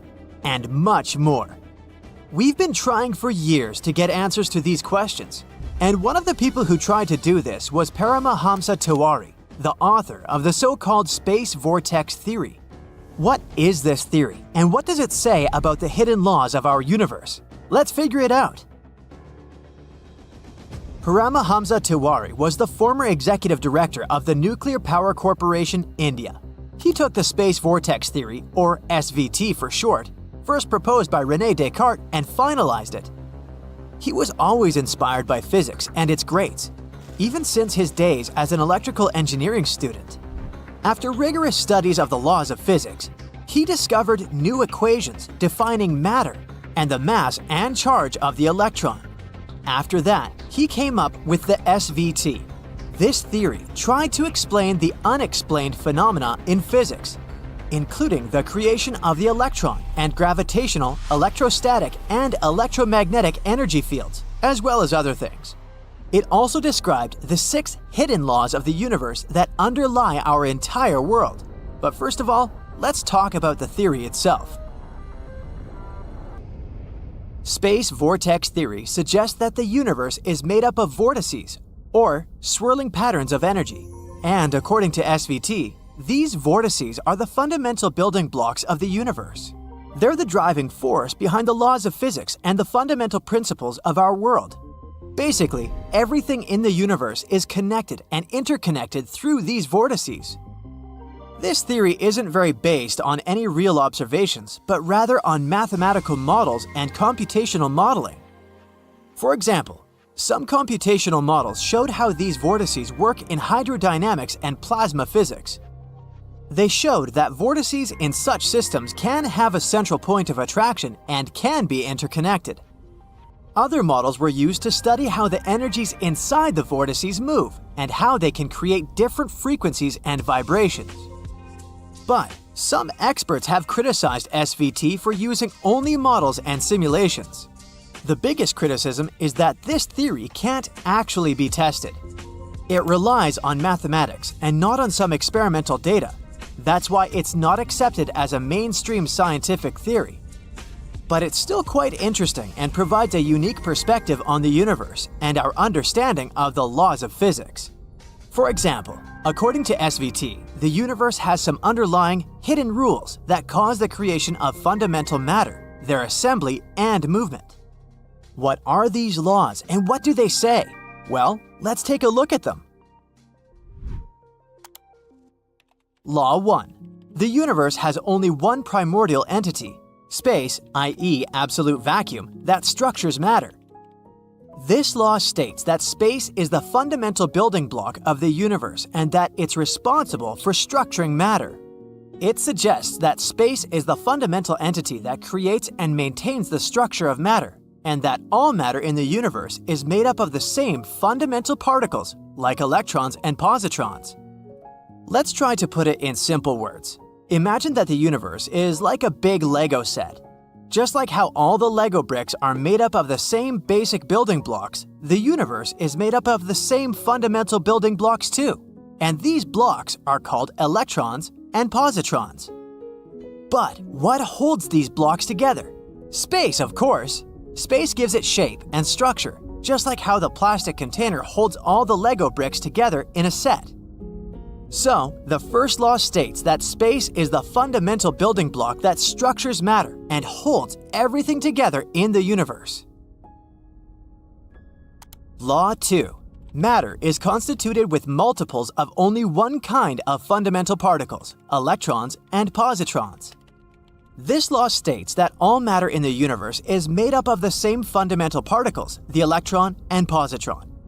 These two are the Lego blocks we've talked about before. And according to the second law, these tiny invisible particles make up everything from a tiny atom to a giant galaxy. Just like no matter what the shape or size our Lego build is, it's still made up of the same building blocks. Law 3. The field distribution in space, as recognized by contemporary physics, linked with and emanating from matter, are effects arising from only one fundamental field in space.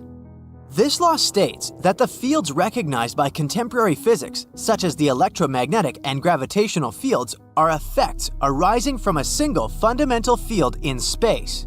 It suggests that this fundamental field is responsible for creating everything that we observe in the universe. So let's try to put it simply. This time, imagine that the universe is like a big playground. All the different fields we observe, such as the gravitational and electromagnetic fields, are like different games we play in there. But no matter what we play, we're still in one fundamental space. This is the playground itself. It's the base that holds everything together. According to the third law, without the playground, we wouldn't be able to play any games. And without this fundamental field in space, we wouldn't be able to observe any fields in the universe. Law 4. There is no void in space anywhere in the whole universe except at the centers of the fundamental particles of matter, electrons and positrons. This law states that there's no truly empty space in the universe and that all space is filled with the fundamental field, the one we talked about before. It says that electrons and positrons can be found everywhere and even the things we consider to be empty, like vacuum, are actually full of tiny particles. And according to this law, the only truly empty spaces we can find in the universe are at the centers of the fundamental particles, electrons and positrons. Law 5. From only one fundamental universal constant, all the constants considered universal in contemporary physics are derivable. This law states that all the constants considered universal in contemporary physics can be derived from a single fundamental universal constant. It suggests that all the constants in physics are interconnected and can be explained by a single fundamental principle. I know you've been doing a lot of imagining lately, but bear with me. This time, please imagine the universe as a big recipe.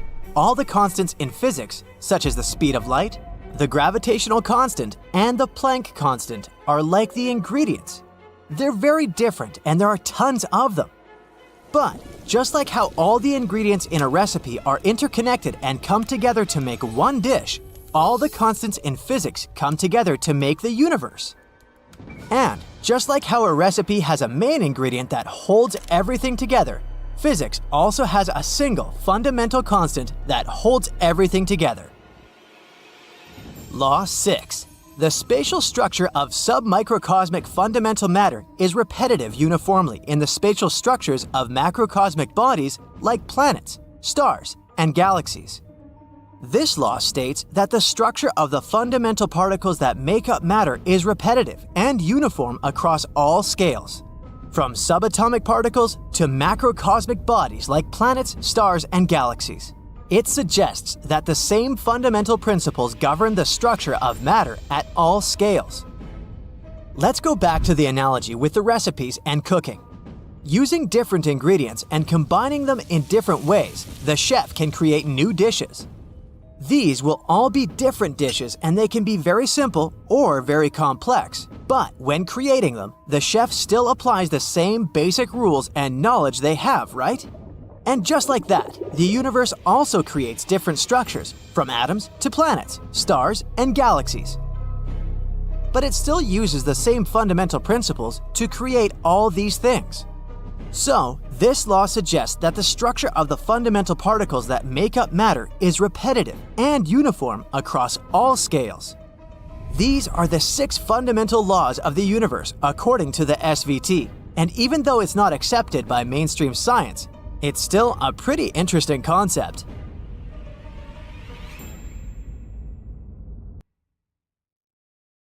Imagine the universe as a gigantic, elastic balloon that's steadily being inflated. That's what dark energy seems to be doing, forcing galaxies further apart. Could this force lead to the end of the universe? Some scientists do think so, and they've named this potential event the Big Rip. It's challenging to study dark energy, even though it's one of the most fascinating aspects of our cosmos. That's because its only visible effect is this gentle stretching of space. On any smaller scale, it's virtually undetectable. Compared to dark energy, studying dark matter feels like a walk in the park. Even though it's just as invisible, dark matter leaves clear evidence of its existence. It latches onto galaxies and galaxy clusters, bending light and altering gravity. Dark energy, on the flip side, just expands. Nonetheless, scientists have found ways to examine it, mostly by observing the universe's expansion. As we peer into the distance, we are, in fact, peering back in time, tracing the universe's evolution. Dark energy could also bring about the end of the universe in a massive, catastrophic event. Imagine watching helplessly as reality itself tears apart with no hope of escape. Frighteningly, it's not some far-fetched scenario. The available data does not eliminate the possibility of a big rip. Is dark energy a force that keeps inflating the universe, or is it more like a separator? If 2 galaxies are far away from each other, they're driven further apart, leading to increasing cosmic isolation. But anything that's already a strong structure stays intact, immune to this divisive force. Why doesn't it mess things up, you ask? Well, it's because dark energy remains consistent. As space grows bigger, the density of dark energy remains steady. Imagine drawing a circle anywhere in space, taking note of the amount of dark energy there. Do it again after 1 billion years, and guess what? The amount of dark energy inside your circle won't change, even though space itself has expanded. That is, unless, of course, dark energy has a trick up its sleeve and proves to be more potent than a cosmological constant. All we know for sure is that it's something that drives the universe to expand more rapidly. Or to put it another way, it creates negative pressure. Now, negative pressure might sound odd. Pressure is usually seen as an outward force, right? But in the universe, it behaves differently. Pressure is a type of energy, like mass, that attracts rather than repels. All these calculations are what makes the Big Rip picture a slow, unraveling movie. The first objects affected are the most massive, loosely bound structures, like giant clusters of galaxies. Their gravitational pull will start weakening, causing them to drift away into the growing cosmic voids. Next, we'd notice stars on the outskirts of our galaxy not following their usual paths, but instead drifting away, like party guests saying their goodbyes. The night sky would then start to dim as our Milky Way would gradually evaporate. The disaster would just accelerate from there. The orbits of the planet would begin to shift, spiraling outward. Just months before the end, after we've lost the outer planets, Earth would drift away from the Sun and the Moon from Earth. We would plunge into the darkness alone. The stillness of solitude won't last, however. Any remaining structure would be destroyed because of the expanding space. The Earth's atmosphere would start to thin. Gravitational shifts would cause chaotic tectonic movements. In the final hours, Earth would fall apart. Beyond this point, the destruction would continue unseen. Nuclei, the ultra-dense cores within atoms, would disintegrate next. Black holes' dense cores would get obliterated. In the last instance, space itself would just rip apart. Bad as it may sound, we may never rule out the threat of a Big Rip. However, it might take so long that all cosmic structures will have decayed before it happens. A rough calculation suggests the earliest Big Rip could be in about 200 billion years. Technically, the Sun still has about 5 billion years before it fades away naturally. So by the time this event might happen, our solar system would have long been gone. Nonetheless, given the possible implications, scientists are placing a high priority on understanding the Big Rip. Let's be optimistic though. I mean, if we look at the universe's history, we should consider ourselves lucky. We're in what cosmologists refer to as the luminiferous era. It means that right now the universe is still pretty busy producing new stars, and we know how important these celestial bodies are for maintaining life as we know it. However, the golden age of star formation was about 10 billion years ago. Ever since that peak, the rate of creating new stars has been on the decline. Now, why is the universe taking this early retirement? It's not because it's lazy or tired. In fact, it's exactly because we're living in this expanding universe. For a new star to appear, a bunch of matter needs to be squeezed into a relatively small space. It's like trying to stuff all your clothes into a very, very small suitcase. As the universe expands, the matter is getting spread out, leading to less and less room in that suitcase for creating new stars. The Big Freeze, another theory related to the end of the universe, looks at this scenario. Stars will become endangered and then extinct species. This period of star decline is what astronomers like to call the degenerate era. It's estimated to start about 100 trillion years into the future. What'll be left in the night sky at that point? Only the hardened workers of the universe, white dwarfs, neutron stars, and black holes. White dwarfs and neutron stars, the remnants of medium and large stars that have exhausted their nuclear fuel, will eventually cool off and transform into black dwarfs. These black dwarfs are like invisible cosmic spirits, just hanging around without doing much, inert and unseen. Other neutron stars, too heavy for their own good, will stumble under their weight and collapse into black holes. Further into the future, the universe will become a black holes-only party. But even these cosmic weirdos can't cheat time forever. Black holes can fade away too. In fact, this idea of fading black holes came from a brilliant mind you might have heard of, Stephen Hawking. He suggested that black holes slowly shed energy in the form of radiation until they shrivel up like raisins and evaporate completely. Eventually, every single black hole will have evaporated. We'll be left with a universe in its twilight years, settling into its final age, aptly named the Dark Era. At this point, both light and matter will be nothing but distant memories. And then, well, nothing. If this big freeze theory is correct, the universe will just remain in a quiet, dark state, stretching into an eternity, where nothing else ever happens. Most of these theories seem to rely on the fact that the universe is expanding. But what exactly is it expanding into? We can't help but wonder if there's something else beyond our universe. Right now, this question is one for which physics doesn't quite have an answer for. We don't have enough facts. One suggestion is that time and space came to be with the Big Bang. That happened around 14 billion years ago, so logically there's nothing beyond the universe. However, a huge chunk of the universe is way out of our sight, existing beyond the part we can observe, which is about 90 billion light-years in diameter. Because everything's pretty much the same wherever you look in the universe, we can presume that the bits we can't see would look pretty much like the parts we can. But that's just an assumption. Now, if the universe is infinite, there's nothing beyond it, right? I mean, that's just what infinite means.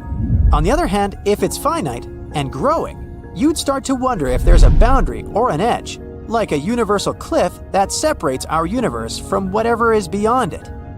It gets even more complicated when you realize the universe has at least 4 dimensions, 3 for space and 1 for time. And it's pretty much impossible for us to picture what that might look like.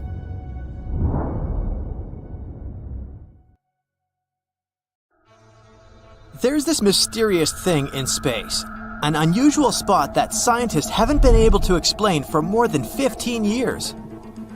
There are different theories, and one of them says that maybe this is an imprint from a collision with a parallel universe. Is this true? Well, let's see. Take a look at this map. This is the map of our universe. Well, not really. This is actually the map of cosmic microwave background radiation, or simply CMB. Many billions of years ago, there was a Big Bang. It was so powerful that it created our entire universe. And, of course, such an event couldn't occur without leaving some consequences. And these consequences are literally everywhere. The Big Bang left electromagnetic radiation, which we know as CMB. We don't notice it in our daily lives, but it's literally here, under our noses.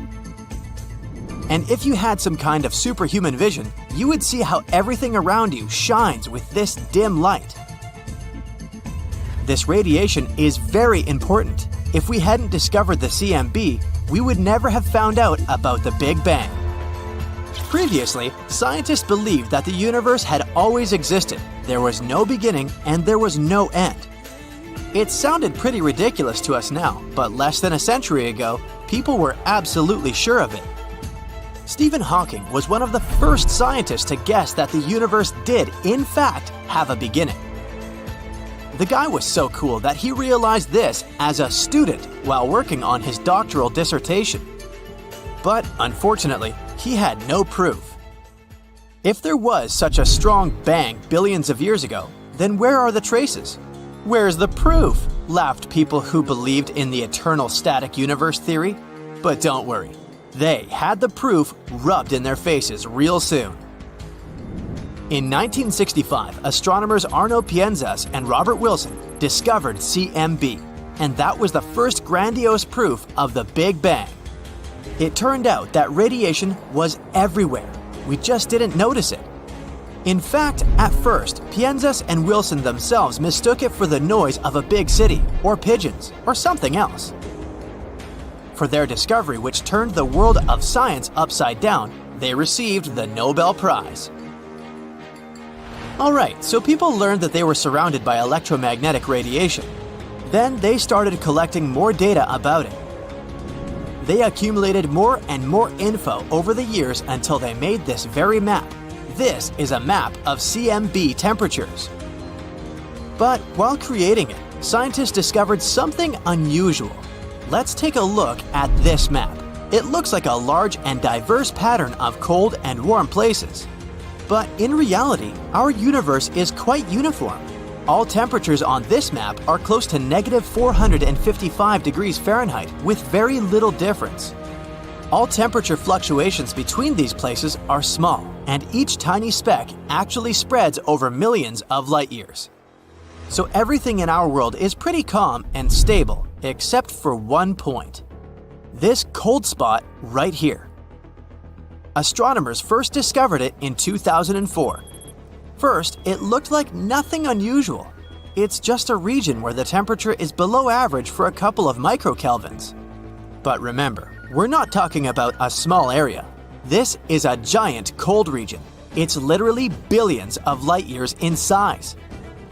Wait, the scientists thought, this can't be true. The universe should be consistent everywhere. According to our standard model, this cold spot simply shouldn't exist. But it does exist though. This isn't just some mathematical error, it's right there. So what is this cold spot, and how did it appear? Astronomers have been trying to find the answers to these questions for years. Even now, we have only a few theories. So let's discuss them all. Theory 1. Cosmic texture. This idea was brought up at the end of 2007. Then scientists suggested that this cold spot could be the hills of space. In other words, it may be a bumpy region of the universe, just part of its texture. But that's a silly explanation, so this theory was quickly discarded. Theory 2. The supervoid. This hypothesis was considered the most plausible for a while. It stated that the cold spot was actually the so-called supervoid. It's a terrifying, dark place of our universe with almost no galaxies. And because it's an empty region with almost no stuff in there, it seems cold to us. However, this theory was refuted in May 2017. After carefully examining the cold spot, scientists found out that there were no signs of a supervoid there. Moreover, voids and supervoids, which actually exist by the way, are still very small in size. The cold spot is literally thousands of times bigger than them, so there must be some other explanation. And there is one, perhaps the most bizarre of them all. Theory 3. A parallel universe. This controversial idea was put forward by cosmologist and theoretical physicist Laura Mersini-Houghton. She suggested that the cold spot could be an imprint from the collision of our universe with a parallel one. Standard cosmology cannot explain such a giant cosmic hole, says Mersini-Houghton. This is the unmistakable imprint of another universe beyond the edge of our own. Her assumption is based on the theory of the multiverse. This theory says that there's actually an infinite number of universes like ours in the world. They constantly collide with each other, giving each other a push which creates a new Big Bang. So maybe the cold spot is a bruise from such a collision. For quantum mechanics, such crazy theories are pretty common, but for standard physics and our simple understanding of the world, this is earth-shattering. Of course, we need strong evidence. And Mersini-Houghton's team has begun to work on it. Professor Tom Shanks from the Center for Extragalactic Astronomy at Durham University also participates in this research. The craziest sounding of the exotic models for the explanation of the cold spot, the multiverse is actually the most standard in terms of our current model of the universe, he wrote in one of his works. So, what evidence do we need? Well, our cold spot is located in the southern hemisphere. According to Shanks, if there really was a collision between two universes, we should find another cold spot, and it should be in the opposite northern hemisphere. If astronomers actually found it, this theory would be confirmed, and it'd become the first proof of the existence of a parallel universe. But it's not that easy. To find a second spot, we need the latest, highly sensitive telescopes.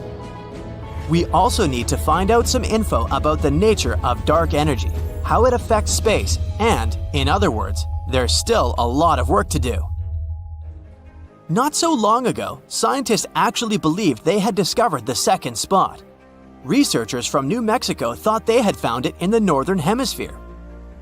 But unfortunately, this is likely to be a mistake. The map these researchers used had a high measure of randomness, so it's possible that their discovery is just an accident caused by other voids. So basically, we haven't found another cold spot so far despite careful analysis.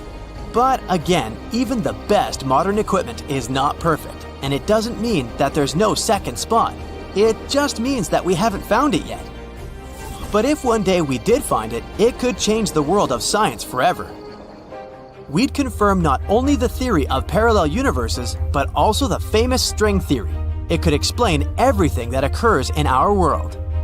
But if this happens, we'll get even more questions than we already have. How did these two universes collide? How does it all work? So far, it's all just guesswork.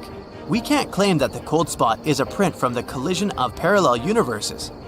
But we can't refute this either. Actually, we may never know the truth at all, but it's still interesting to strive for it.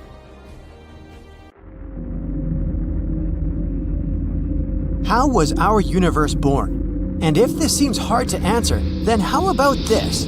What was before our universe? While scientists are looking for the answer to the most difficult question in history, let's find out what they've come up with so far. In the 20th century, we've shed the light on this mystery, all thanks to this man, Edwin Hubble. One day on Mount Wilson in Southern California, he aimed his telescope at the sky and found out that these random clouds of gas flying everywhere are actually other galaxies, and there are a lot of them. And also, he learned something else, something that changed the world forever. They're moving. So what, you may ask? Well, it meant one very important thing. The universe is expanding. And if it's expanding, then it probably had a beginning somewhere, right? Now, all we have to do is run time backwards and see where the beginning was. It took the scientists many more years to come up with a full-fledged theory, the Big Bang Theory. And here it is. Nothing has ever been anywhere because neither when nor where existed. Do you get it? But actually, no. There was one thing. It was the so-called cosmic singularity, a state of our universe in which it was incredibly small, dense, and very hot. Imagine if our universe was compressed into a small ball. The pressure and temperature inside would be enormous. At some point, it became impossible to withstand them. And here comes the Big Bang. It was an outburst of energy and matter that created everything we see now. Time and space, basic physical forces. It also scattered quarks everywhere. These quarks, tiny particles that make up our world, were all boiling in an incredibly hot cosmic broth. When it cooled down, gravity began to attract them to each other. They gathered into atoms, then molecules, and then into the first objects into the world, stars. And all this happened just some 12 to 14 billion years ago. Alright, now we know how our universe was created, but what was before that? Alan Harvey Guth, an American theoretical physicist and cosmologist, has devoted his whole life to solving this mystery. After learning about the Big Bang Theory, Guth found some flaws in it. For example, the distribution of matter was very even, although it shouldn't have been. Let's hang a balloon filled with paint to the ceiling and lay a white canvas on the floor. If we drop the balloon down, it will burst and we'll see absolute chaos on the canvas. A bunch of spots scattered everywhere randomly. Neither is like the other. But that's not really what the universe looked like. Instead of throwing a colored ball from the ceiling, let's draw a small red dot on the canvas. Now, let's expand it a little more, and capture this all on frame-by-frame shooting. We'll see a circle gradually growing in all directions. That's the reality. The early universe was very even and proportional. That was Guth's discovery. the theory of inflation. Here's what it says. Even before the Big Bang, there was some kind of force that could give the bang a strong acceleration, something that was able to distribute everything in space instantly and evenly. Guth's theory was a success, and now most scientists rely on it. For most of them, this idea of the birth of the universe is quite enough. For most, but not for all. Martin Bojewald is a German professor of physics, and, in his opinion, the universe was born quite differently. Remember when we talked about cosmic singularity? The state of the universe in which it was small, infinitely dense, and super hot. According to Martin's theory, the singularity couldn't just appear out of nowhere. This is nonsense. But then, where did it come from? Let's look at a pendulum on an old clock. The pendulum rotates back and forth. Its movement is smooth, continuous, and non-stop. This is how we usually see time. It flows and never stops. But quantum time, quantum time doesn't work that way. It's more like the second hand of a clock. It consists of small segments and makes short pauses. And just like with the second hand of a clock, the beginning of one segment of time is always the end of another. See what I'm getting at? Let's go back to balloons again. According to the Big Bang Theory, once upon a time, our universe began to expand, inflate like a balloon. But sooner or later, it will blow away back. The universe will start shrinking and return to the state of cosmic singularity. And then guess what? The Big Bang too. Nothing appears out of nowhere and disappears into nowhere. According to Bojewald's theory, the beginning of each universe is the end of the previous one. Our universe is not at all the first and not the last. Millions of similar universes existed before us and will exist after us. This theory, although it sounds very logical, is far from complete.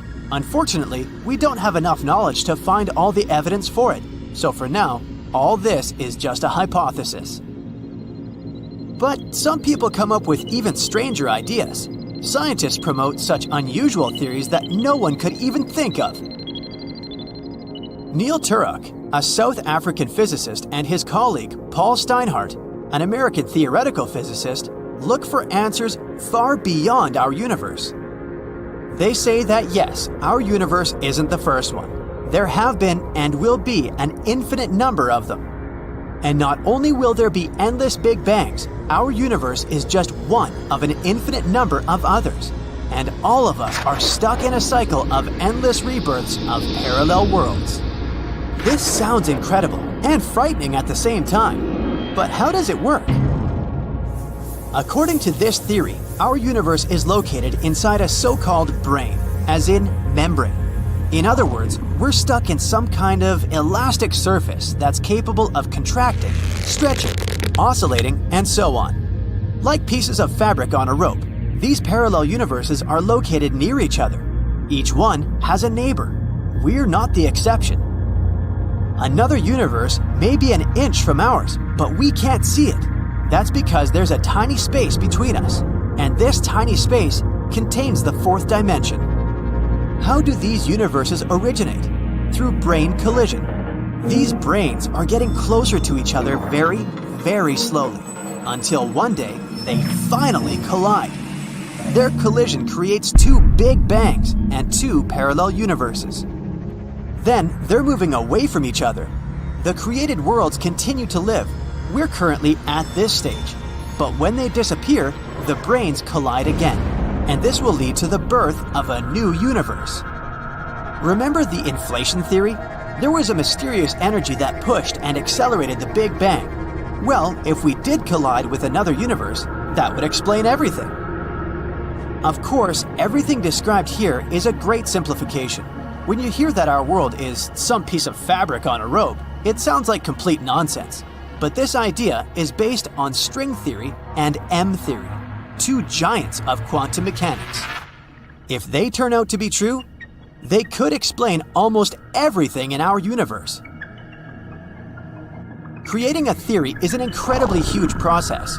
Turok and Steinhardt made a huge amount of calculations and swept away many non-working theories. Also, to work this out, they have to overcome the limits of the human mind and think in 11 dimensions at once. Unfortunately, this crazy and elegant idea was laughed at.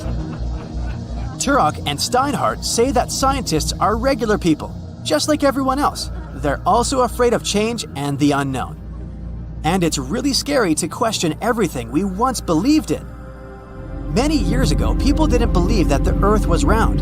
Then, they were outraged by the Big Bang Theory. We can't make discoveries without struggle and fear. That's why Turok and Steinhardt don't plan to give up so easily. After all, the evidence that we have now only says that each of the three theories is equally possible. So which answer is correct? We may never know, at least not at this stage of human development. Unfortunately, as long as we have no evidence, we can only theorize. But maybe one day we'll find something that will open our eyes once and for all. Maybe one day we'll solve the mystery of how our universe came to be.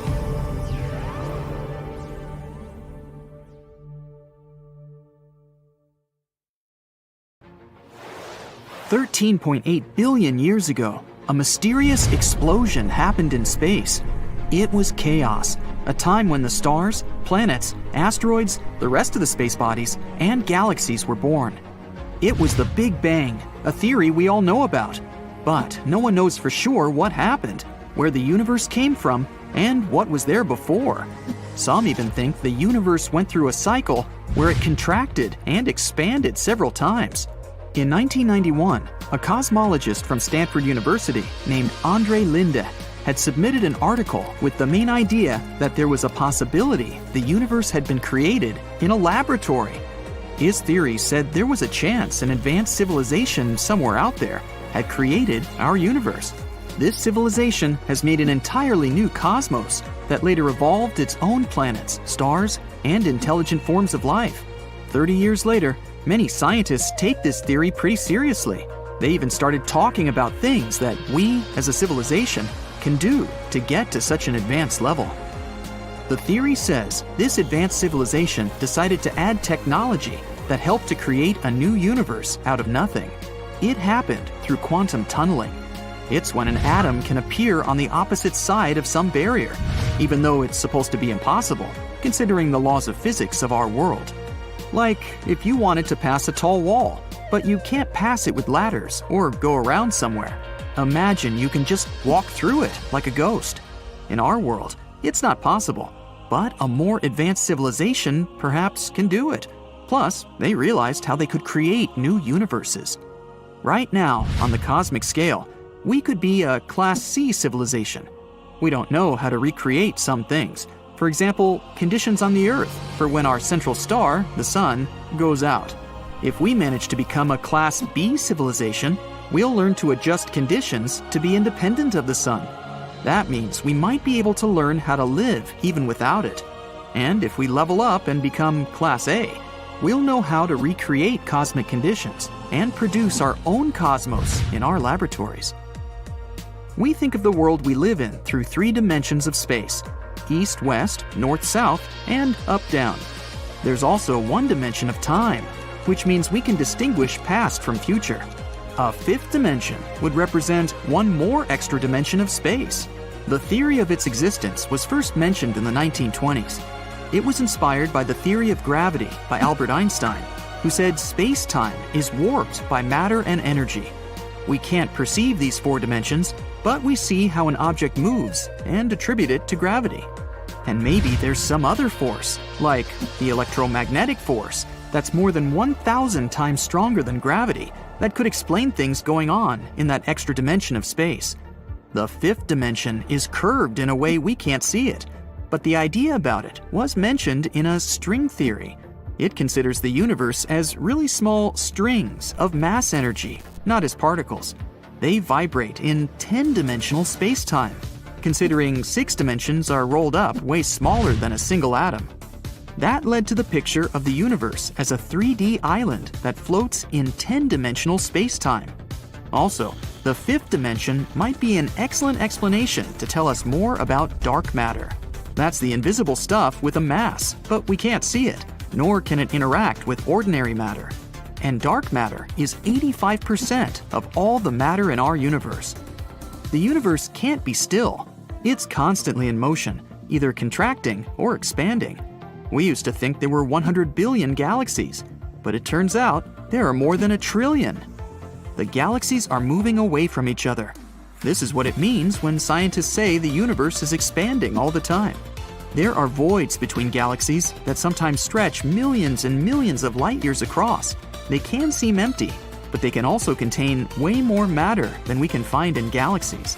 Still, stars usually can't be formed there because the matter between those areas has lower density. But there's still plenty of so-called intergalactic stars. A good example is the Virgo galaxy cluster, 10% of which are intergalactic stars. We don't know how exactly they got there, but there are 2 possible ways. 1. Stars can collide, merge, or pass close to another galaxy, which can kick it off from its parent galaxy. Option number 2. A supermassive black hole can accelerate a star to very high velocities if they have a close encounter, which can, again, make a star be expelled from its parent galaxy. If you could have a giant magnet, you could even pull something out from the vicinity of a black hole. That's possible if the magnetic field near a supermassive black hole is as strong as the black hole's gravitational field. But it doesn't work if we're talking about material that's already beyond the black hole's event horizon. That's a spot with a gravitational force so powerful, not even light can get away. You'd need to accelerate this material to the speed of light, at least, to get away. For that, you'd need an infinite amount of energy. But a magnet could help if something's heading toward the black hole but didn't get inside yet. When someone mentions a black hole, you might get a picture of some giant void in space. But the Milky Way is most likely full of thousands of smaller black holes that float around the galaxy. When a star comes to its end, it will destroy itself in a supernova explosion, which is a cataclysm of energy. In that explosion, the densities in the core will reach an intense enough state that nothing will be able to escape. At the same time, the major part of the star explodes outward, but a part of it collapses inward, creating a black hole. The bigger the star, the bigger the hole. The black hole then swallows everything that comes in its way, including other stars as well. When a star gets sucked up into the black hole, it's ripped apart because of the strong gravity inside the black hole. Some of its parts fall into the black hole, while others get ejected at incredibly high speeds. Some black holes might have been formed in a different way. The early stages of our universe were, to say the least, pretty chaotic. It had high temperatures and pressures, and was in a state that shaped the entire cosmos. Under the right conditions, any old gas patch may have shrunk itself to become a black hole. And they came in many different sizes, from something that weighs a couple of pounds to giant masses like thousands of suns, and those in between. They aren't really black. Black holes are areas with strong gravity, and no object can escape when it gets inside. They feed off electromagnetic radiation, such as light and space particles. Since they're consuming matter all the time, black holes give off a dark glow. The Earth is not that close to the inhospitable edge of the solar system. We're the 6th planet from it. Scientists made a pretty cool 3D map of our solar system where we can see what the edge looks like. It took them 13 years to design it. The boundary is called the outer heliosphere. It marks the area in space where the solar wind, which is the stream of charged particles our sun emits, gets deflected and draped back by the radiation coming from the empty region beyond our solar system. The inner layer of the heliosphere is where the sun and the planets have a rough shape of a sphere, while the outer layer is not that symmetrical. This asymmetry happens because our sun is moving through the galaxy and goes through friction with the radiation in front of it.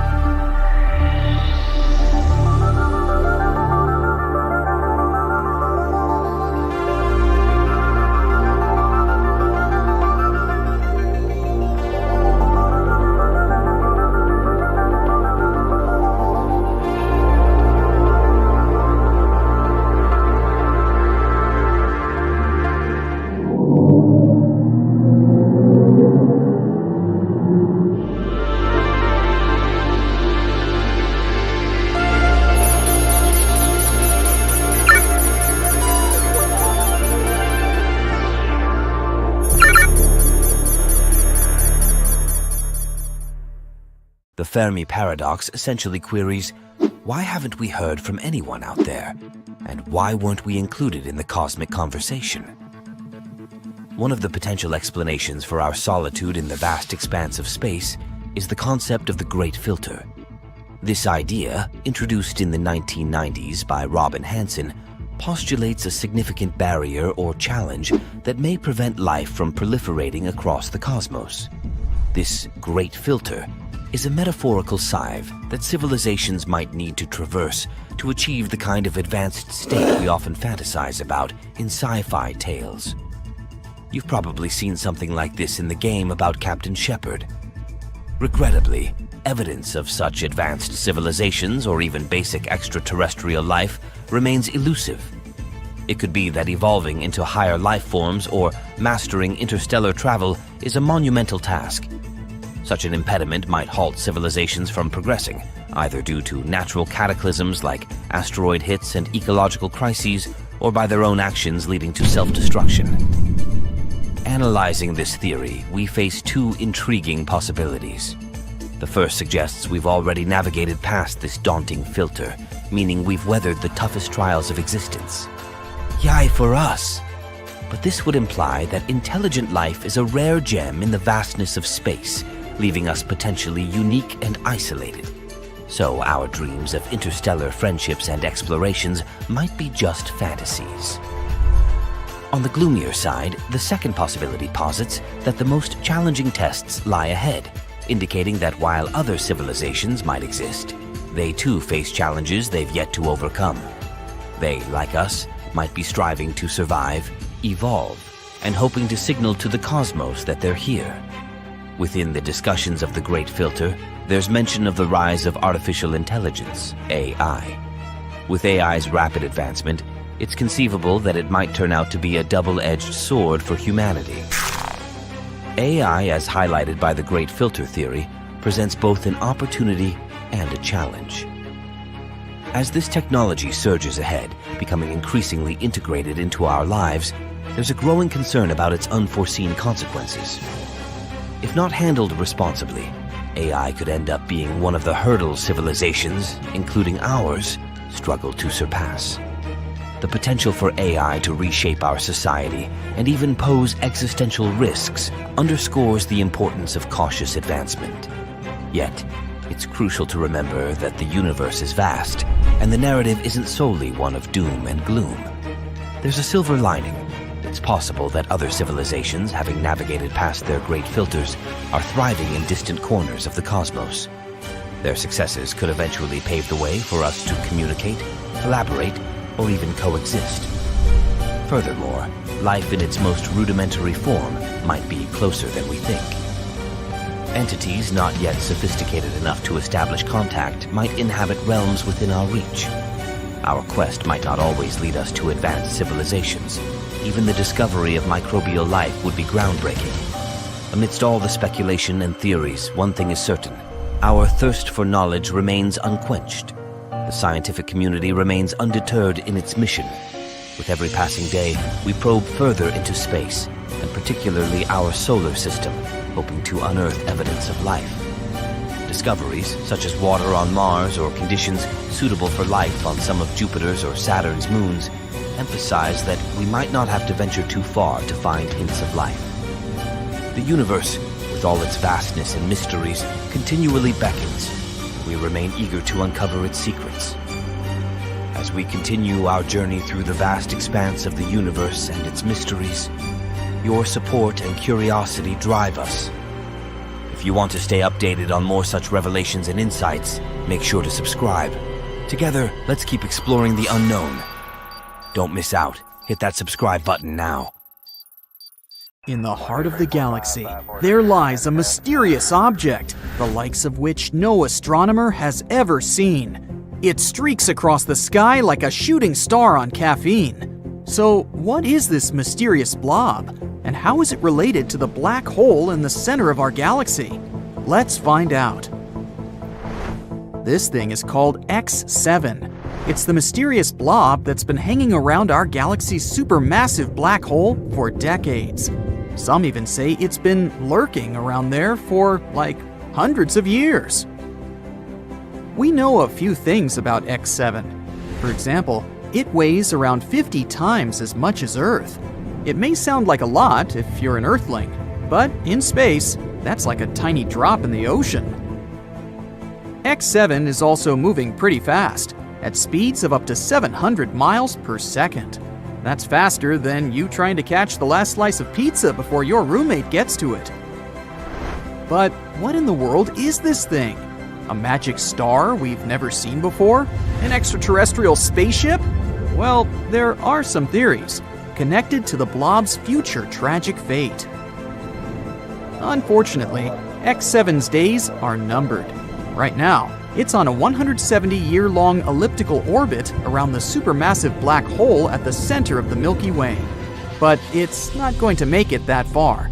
Each year, it's spiraling closer and closer to the black hole. In just a few years, it will become spaghettified. Yes, that's a real scientific term. And finally get sucked in, never to be seen again. There are supermassive black holes in the centers of all galaxies, including our very own Milky Way. These black holes are so massive that they warp space-time, causing nearby stars to orbit around them at incredible speeds. They serve as cosmic vacuum cleaners that suck in anything and everything that comes close enough. The black hole in our galaxy is called the Sagittarius A star. Sounds like the name of a fancy Hollywood celebrity, doesn't it?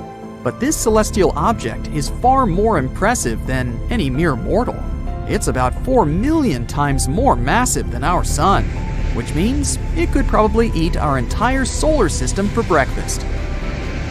But don't worry, these black holes may seem really scary, but in reality, they're too small to compete with an entire galaxy.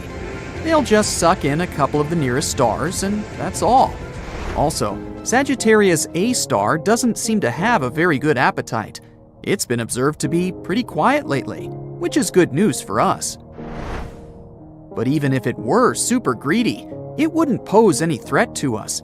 This black hole is over 26,000 light-years away. From Earth, we can see it in the Sagittarius constellation. In 2022, the Event Horizon Telescope collaboration released the first ever image of Sagittarius A star. It took years of collaboration and technology to capture this stunning image. And this is our second photo of a black hole in history. The first one was released in 2019, and it showed the supermassive black hole called M87 star. Yes, they both have star in their names. Don't try to make it make sense. Anyway, you may remember this photo as the first ever image of a black hole ever. It went crazy viral across the internet. And this black hole, M87 star, located in the Messier 87 galaxy, is way scarier than Sagittarius A star. You thought 4 million solar masses is impressive? Then how about 2.5 billion solar masses? M87 is a real monster. It's also known for its powerful jets of plasma, which are so energetic that they extend thousands of light years from the black hole's center.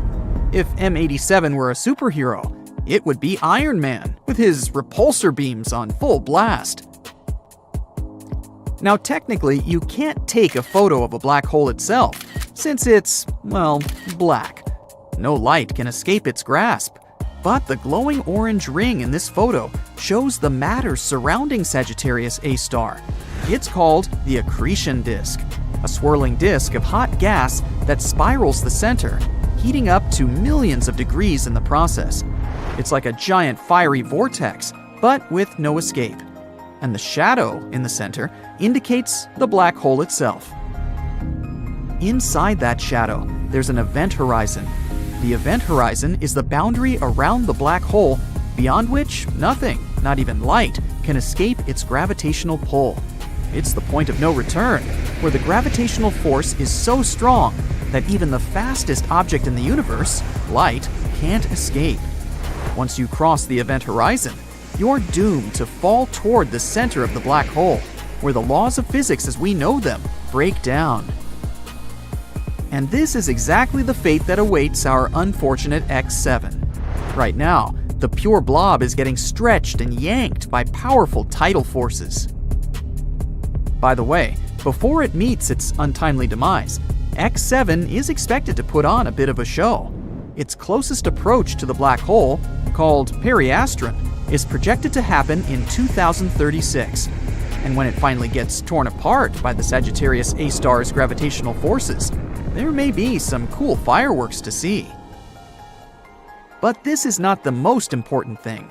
The funny part is, X7's future end may help us finally understand what the heck even is this thing. A team of scientists have been studying how a strange blob orbits the black hole. And that's when they discovered that X7 has stretched to almost twice its initial length. And what does that mean? Well, it suggests that X7 is most likely made of debris ejected during a recent collision between two stars. Yep, you heard that right, a space car crash. Imagine this. Two stars fall in love and start circling each other for many years. After that, they finally merge together. At this moment, they eject tons of gas and dust. And perhaps this cosmic dance created our blob baby, X7. It's basically like the crumbs left on the table after a giant space feast.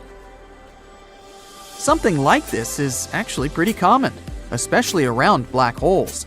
It's like a galactic fender bender that sends debris flying everywhere. Actually, the universe is full of mystery blobs. They're called the G objects. No, they're not the G-men from Men in Black, but they're just as mysterious and elusive. These guys have been puzzling astronomers for more than 20 years. They look like gas clouds, but behave like stars. It's like they can't decide whether they want to be a cloud or a star. Come on, guys, make up your mind. G objects stretch out at the closest point to the central black hole, but emerge intact, like a rubber band that stretches but doesn't break. Scientists think that they're the stars that have merged together into one. And while doing that, they also produce a huge cloud of gas that hides the result from view. Kinda like when you're wearing a bulky sweater, so that no one knows that you've put on a few extra pounds. And then a study published in 2021 found that one of these objects, G2, was actually a molecular cloud concealing 3 baby stars. Talk about a plot twist.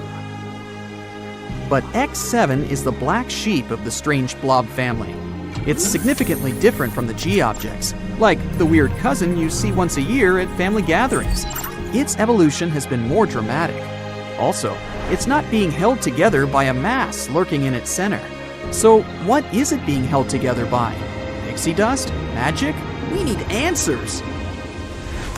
That's why scientists believe that X7 isn't a G object itself, but debris left from it. Or maybe not. We have no idea. The possibilities are endless, and that's what makes astronomy so exciting. So let's keep our eyes on the skies and see what other strange objects are out there. Who knows? Maybe we'll discover another mystery blob, and this time it's going to be a spaceship. Now that would be awesome. If you somehow fell into a black hole, it might change your future and erase your past. Well, at least theoretically. Let's start with the real world we live in.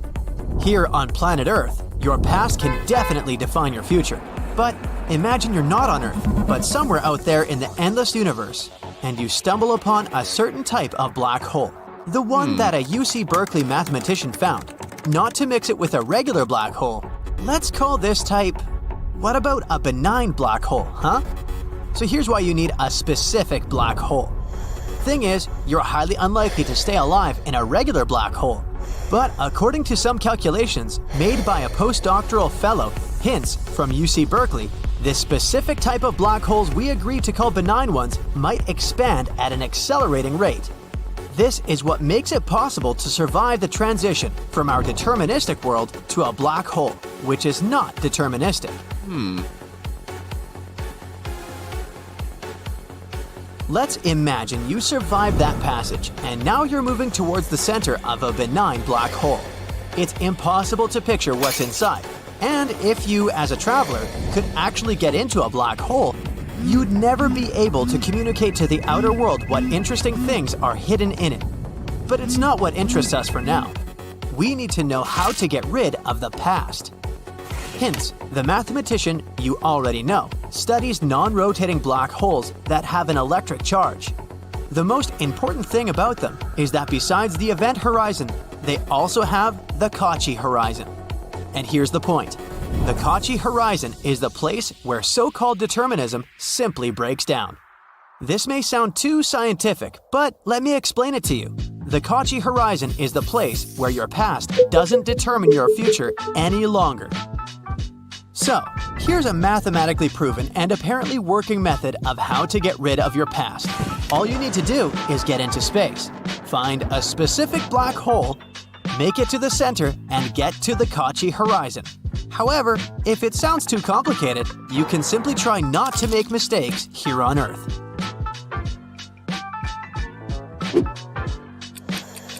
Yeah, ideas like your past gets cancelled, you have an infinite amount of options of how your future will evolve, and all that jazz sounds as unrealistic as they are appealing. Like, imagine no one knows you failed to get into college and get a degree, but from now on, you have every opportunity to do whatever you want. But only theoretically. In reality, once you get into the black hole, not that specific one we've already talked about, you're most likely to disappear once and for all.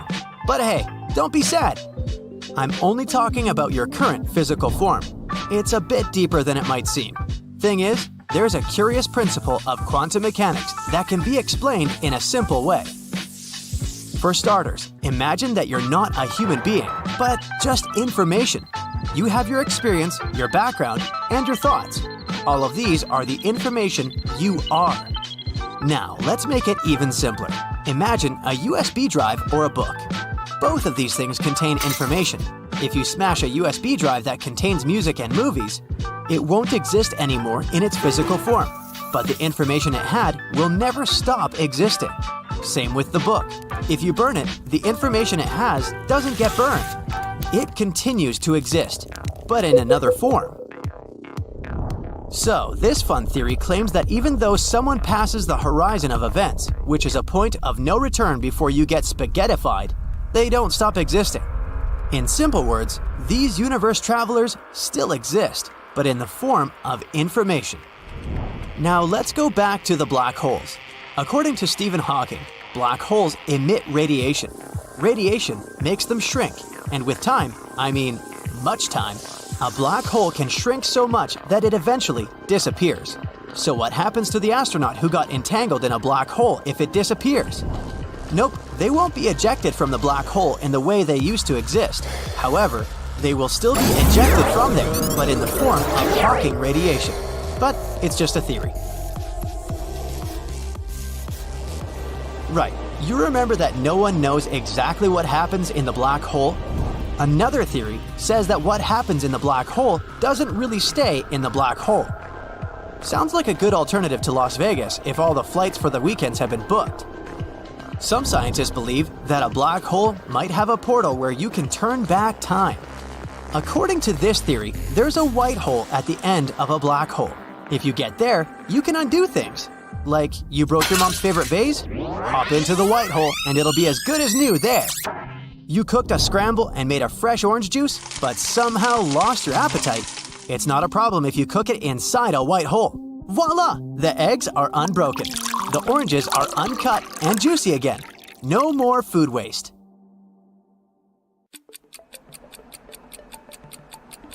Alright, turning back time sounds really cool, so I guess we might actually need a black hole to help us out. If a black hole was made in a, let's say, lab, it could devour things until it grew big enough to consume the entire planet. First, it would munch on the Large Hadron Collider, which might possibly create something similar to a black hole here on Earth. Next, Geneva, where the Large Hadron Collider is located. Then the whole country of Switzerland, then Europe. At that point, it wouldn't be long before the Earth was gone too. Luckily, if a black hole did appear, it would be so small that it wouldn't be able to do anything. Black holes actually produce a lot of energy and release it, often as heat, like a furnace. That means they will fade away when they run out of fuel. Even if a stable microscopic black hole was created, it would grow so slowly that nothing would happen. Assuming that it survived long enough to absorb the tiny particles around it, a black hole of this size would take super long to get even a pound of weight. I won't be around then. But a black hole on Earth could be a great thing. Even a relatively small one may emit enough energy to completely power humanity. We're talking a lot about food, huh? Let's not forget about spaghettification. The concept is quite simple, by the way. It's all about gravity. Imagine you're playing with chewing gum. With your force, you could easily stretch it so instead of a regular piece, you can get a long and thin one. The same happens to you. Black hole force is enough to stretch you as if you were a piece of chewing gum. Gravity holds you tight on one side, which makes you stretch. You may wonder, how come you don't get spaghettified on Earth if there's gravity too? Easy peasy. It's just too weak to do that with you. If you asked a butterfly to stretch the gum, would it be able to do that? Not likely. Their tiny limbs are just too weak. Same here. The Earth is just too weak compared to a black hole. So, if you are wondering whether you'll ever reach 6'6", it may never happen on Earth. But once you're in a black hole, you can go far beyond those mere 6'6 inches. Your best height moment won't last long though. If you stretch the chewing gum at one moment, it will simply tear apart. The same will happen to you because of spaghettification.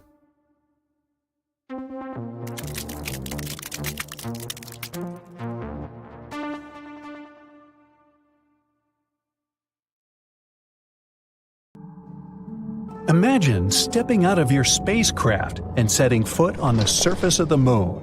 Under your feet, the ground is covered with a fine material that looks like powder. That's lunar dust. You look around and take a lungful of fresh air. It smells very different from the air on Earth, but still nice. Now, unfortunately, this is a highly unlikely scenario, and one of the reasons is that the moon has almost no atmosphere. Earth's natural satellite is too small, less than 2% of our planet's mass. That's why it doesn't have a magnetic field strong enough to keep an atmosphere. But even if the moon had it, solar winds would immediately pull it away. But if you could visit the moon 3 or 4 billion years ago, you'd see a very different picture. At that time, the moon most likely had an atmosphere. It formed at the times when powerful volcanic eruptions were rocking the satellite. Gases spread all over the moon's surface. It happened so fast that they didn't have enough time to escape into space. At that time, the lunar surface was covered with basins filled with volcanic basalt. Just imagine ginormous plumes of magma hurling high into the air, falling to the ground, forming lava flows. That's how the basalt basins appeared on the surface of the moon. At one point, scientists on Earth got their hands on samples brought from the moon. They found out that lava flows there contained not only carbon monoxide and sulfur, but also the building blocks of water. Thanks to these samples, researchers managed to calculate the amount of gas that rose and formed the atmosphere. It became the thickest around 3.5 billion years ago and existed for about 70 million years. After that, poof, the atmosphere was lost in space. But the coolest thing? When the moon did have an atmosphere, the satellite was 3 to 10 times closer to our planet. One computer simulation even suggested the moon was probably up to 19 times closer than it is now. The distance between it and our planet could be 18,600 miles, while these days it's around 240,000 miles. That's why the moon looked much bigger in the sky. Unfortunately, at that time, not even dinos were around to admire the view. Neither was I. At the same time, the most recent studies have confirmed that our moon actually does have an atmosphere. It's composed mostly of hydrogen, neon, and argon, and contains some very unusual gases, like potassium and sodium. You can't find them in, let's say, the atmospheres of Mars, Venus, or Earth. Sadly, such an atmosphere isn't suitable for us oxygen-dependent creatures. But guess what? There's loads of oxygen on the moon. I know, it must sound confusing, but the thing is, this oxygen isn't in its most common gaseous form.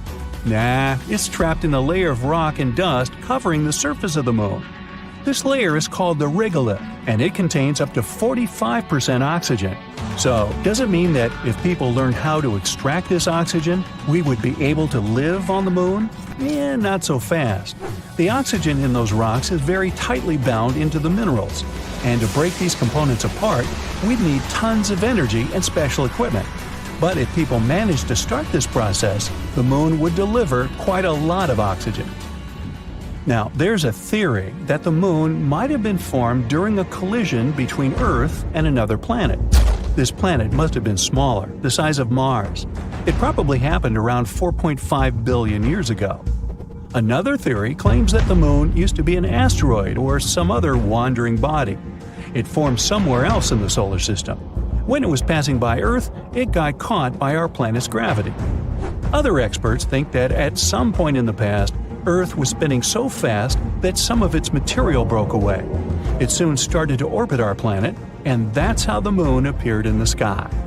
And the least exciting theory claims that Earth's natural satellite could simply appear along with Earth during our planet's formation.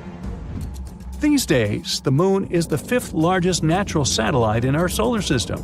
It's also one of the densest, second only to Jupiter's satellite Io. Most likely, the moon has a tiny core, no bigger than 2% of the satellite's mass.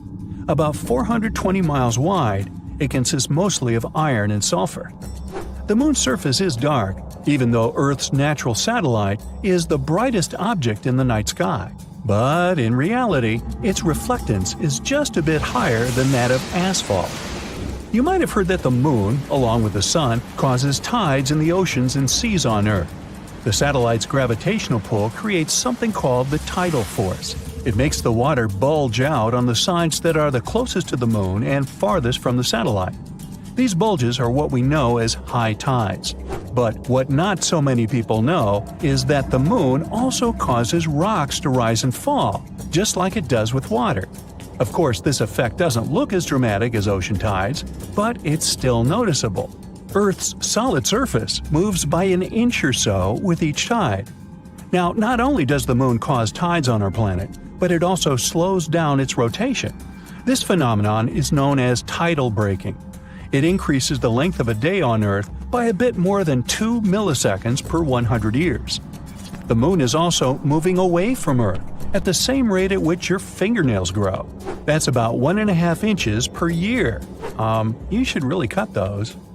If one day it floats away into space, our planet will have to live through tough times.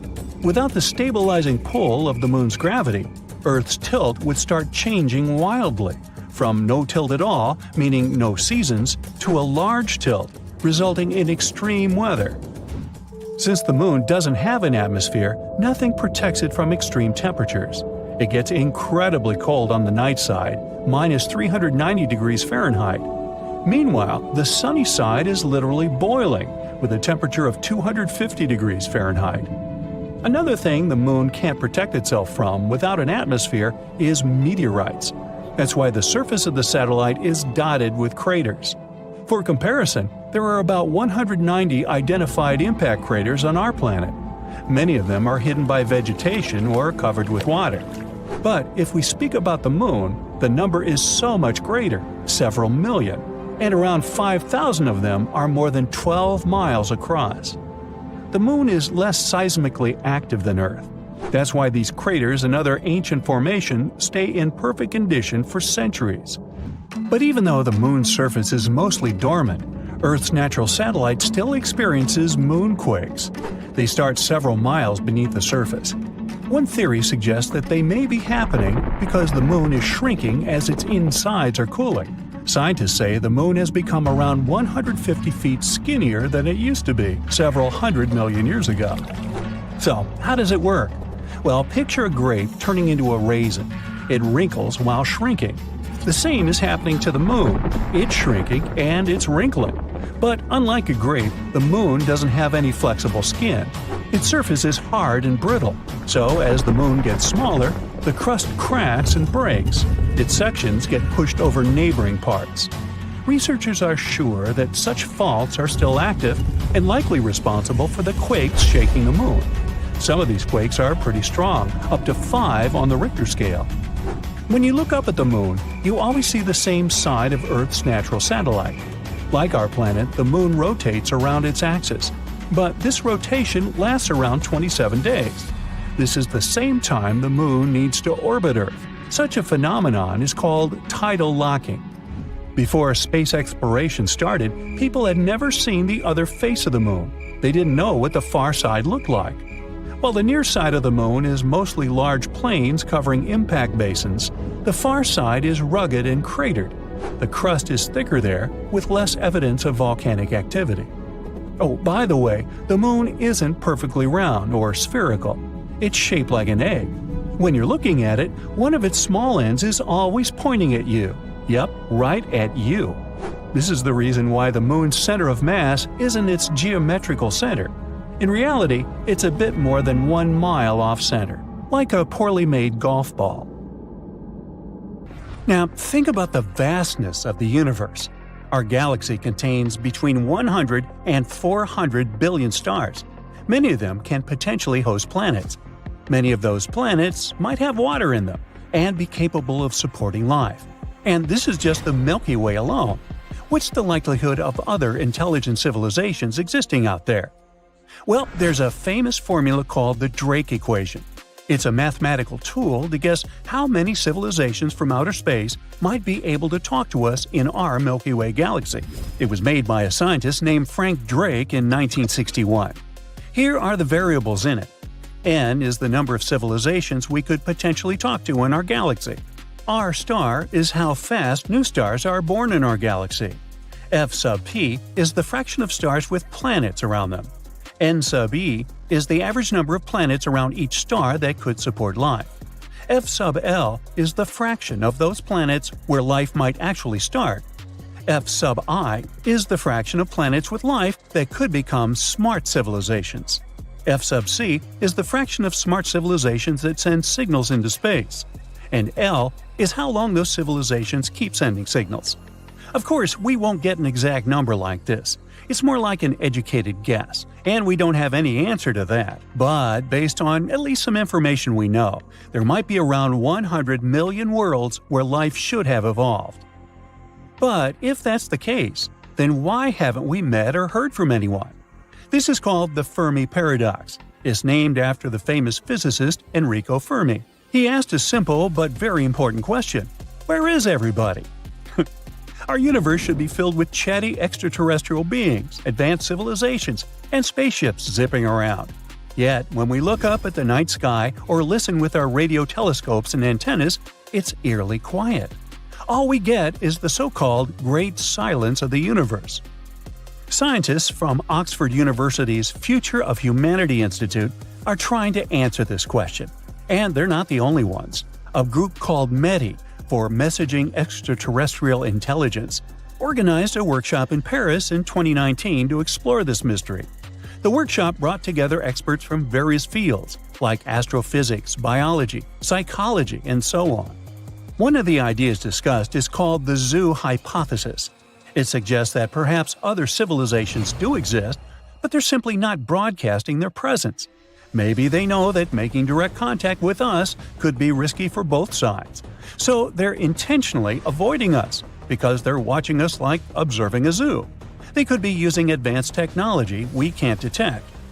There are also some optimistic explanations, like time delays. Space, as you know, is unimaginably big.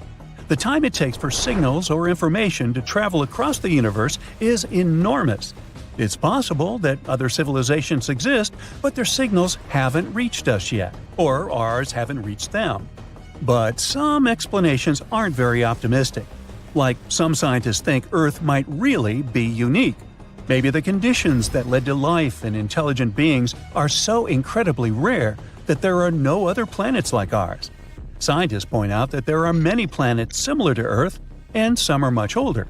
This means there should be plenty of planets where life could evolve. Recent research also suggests that life might be way more resilient than we thought. And, well, while it increases the amount of life existing out there, it also increases the chances that intelligent life doesn't last very long. It might destroy itself before it can spread to other parts of the universe. This is a concerning idea for the future of humanity. The researchers also considered that many planets might be at a similar stage in their development. That's why it's hard for them to explore the universe at the same time. But even they agreed that this explanation is way too far-fetched. And finally, one of the big potential explanations is called the Great Filter. This idea was suggested in the 1990s by Robin Hanson. It says that for life to develop and become advanced like us, it has to overcome some really tough challenges.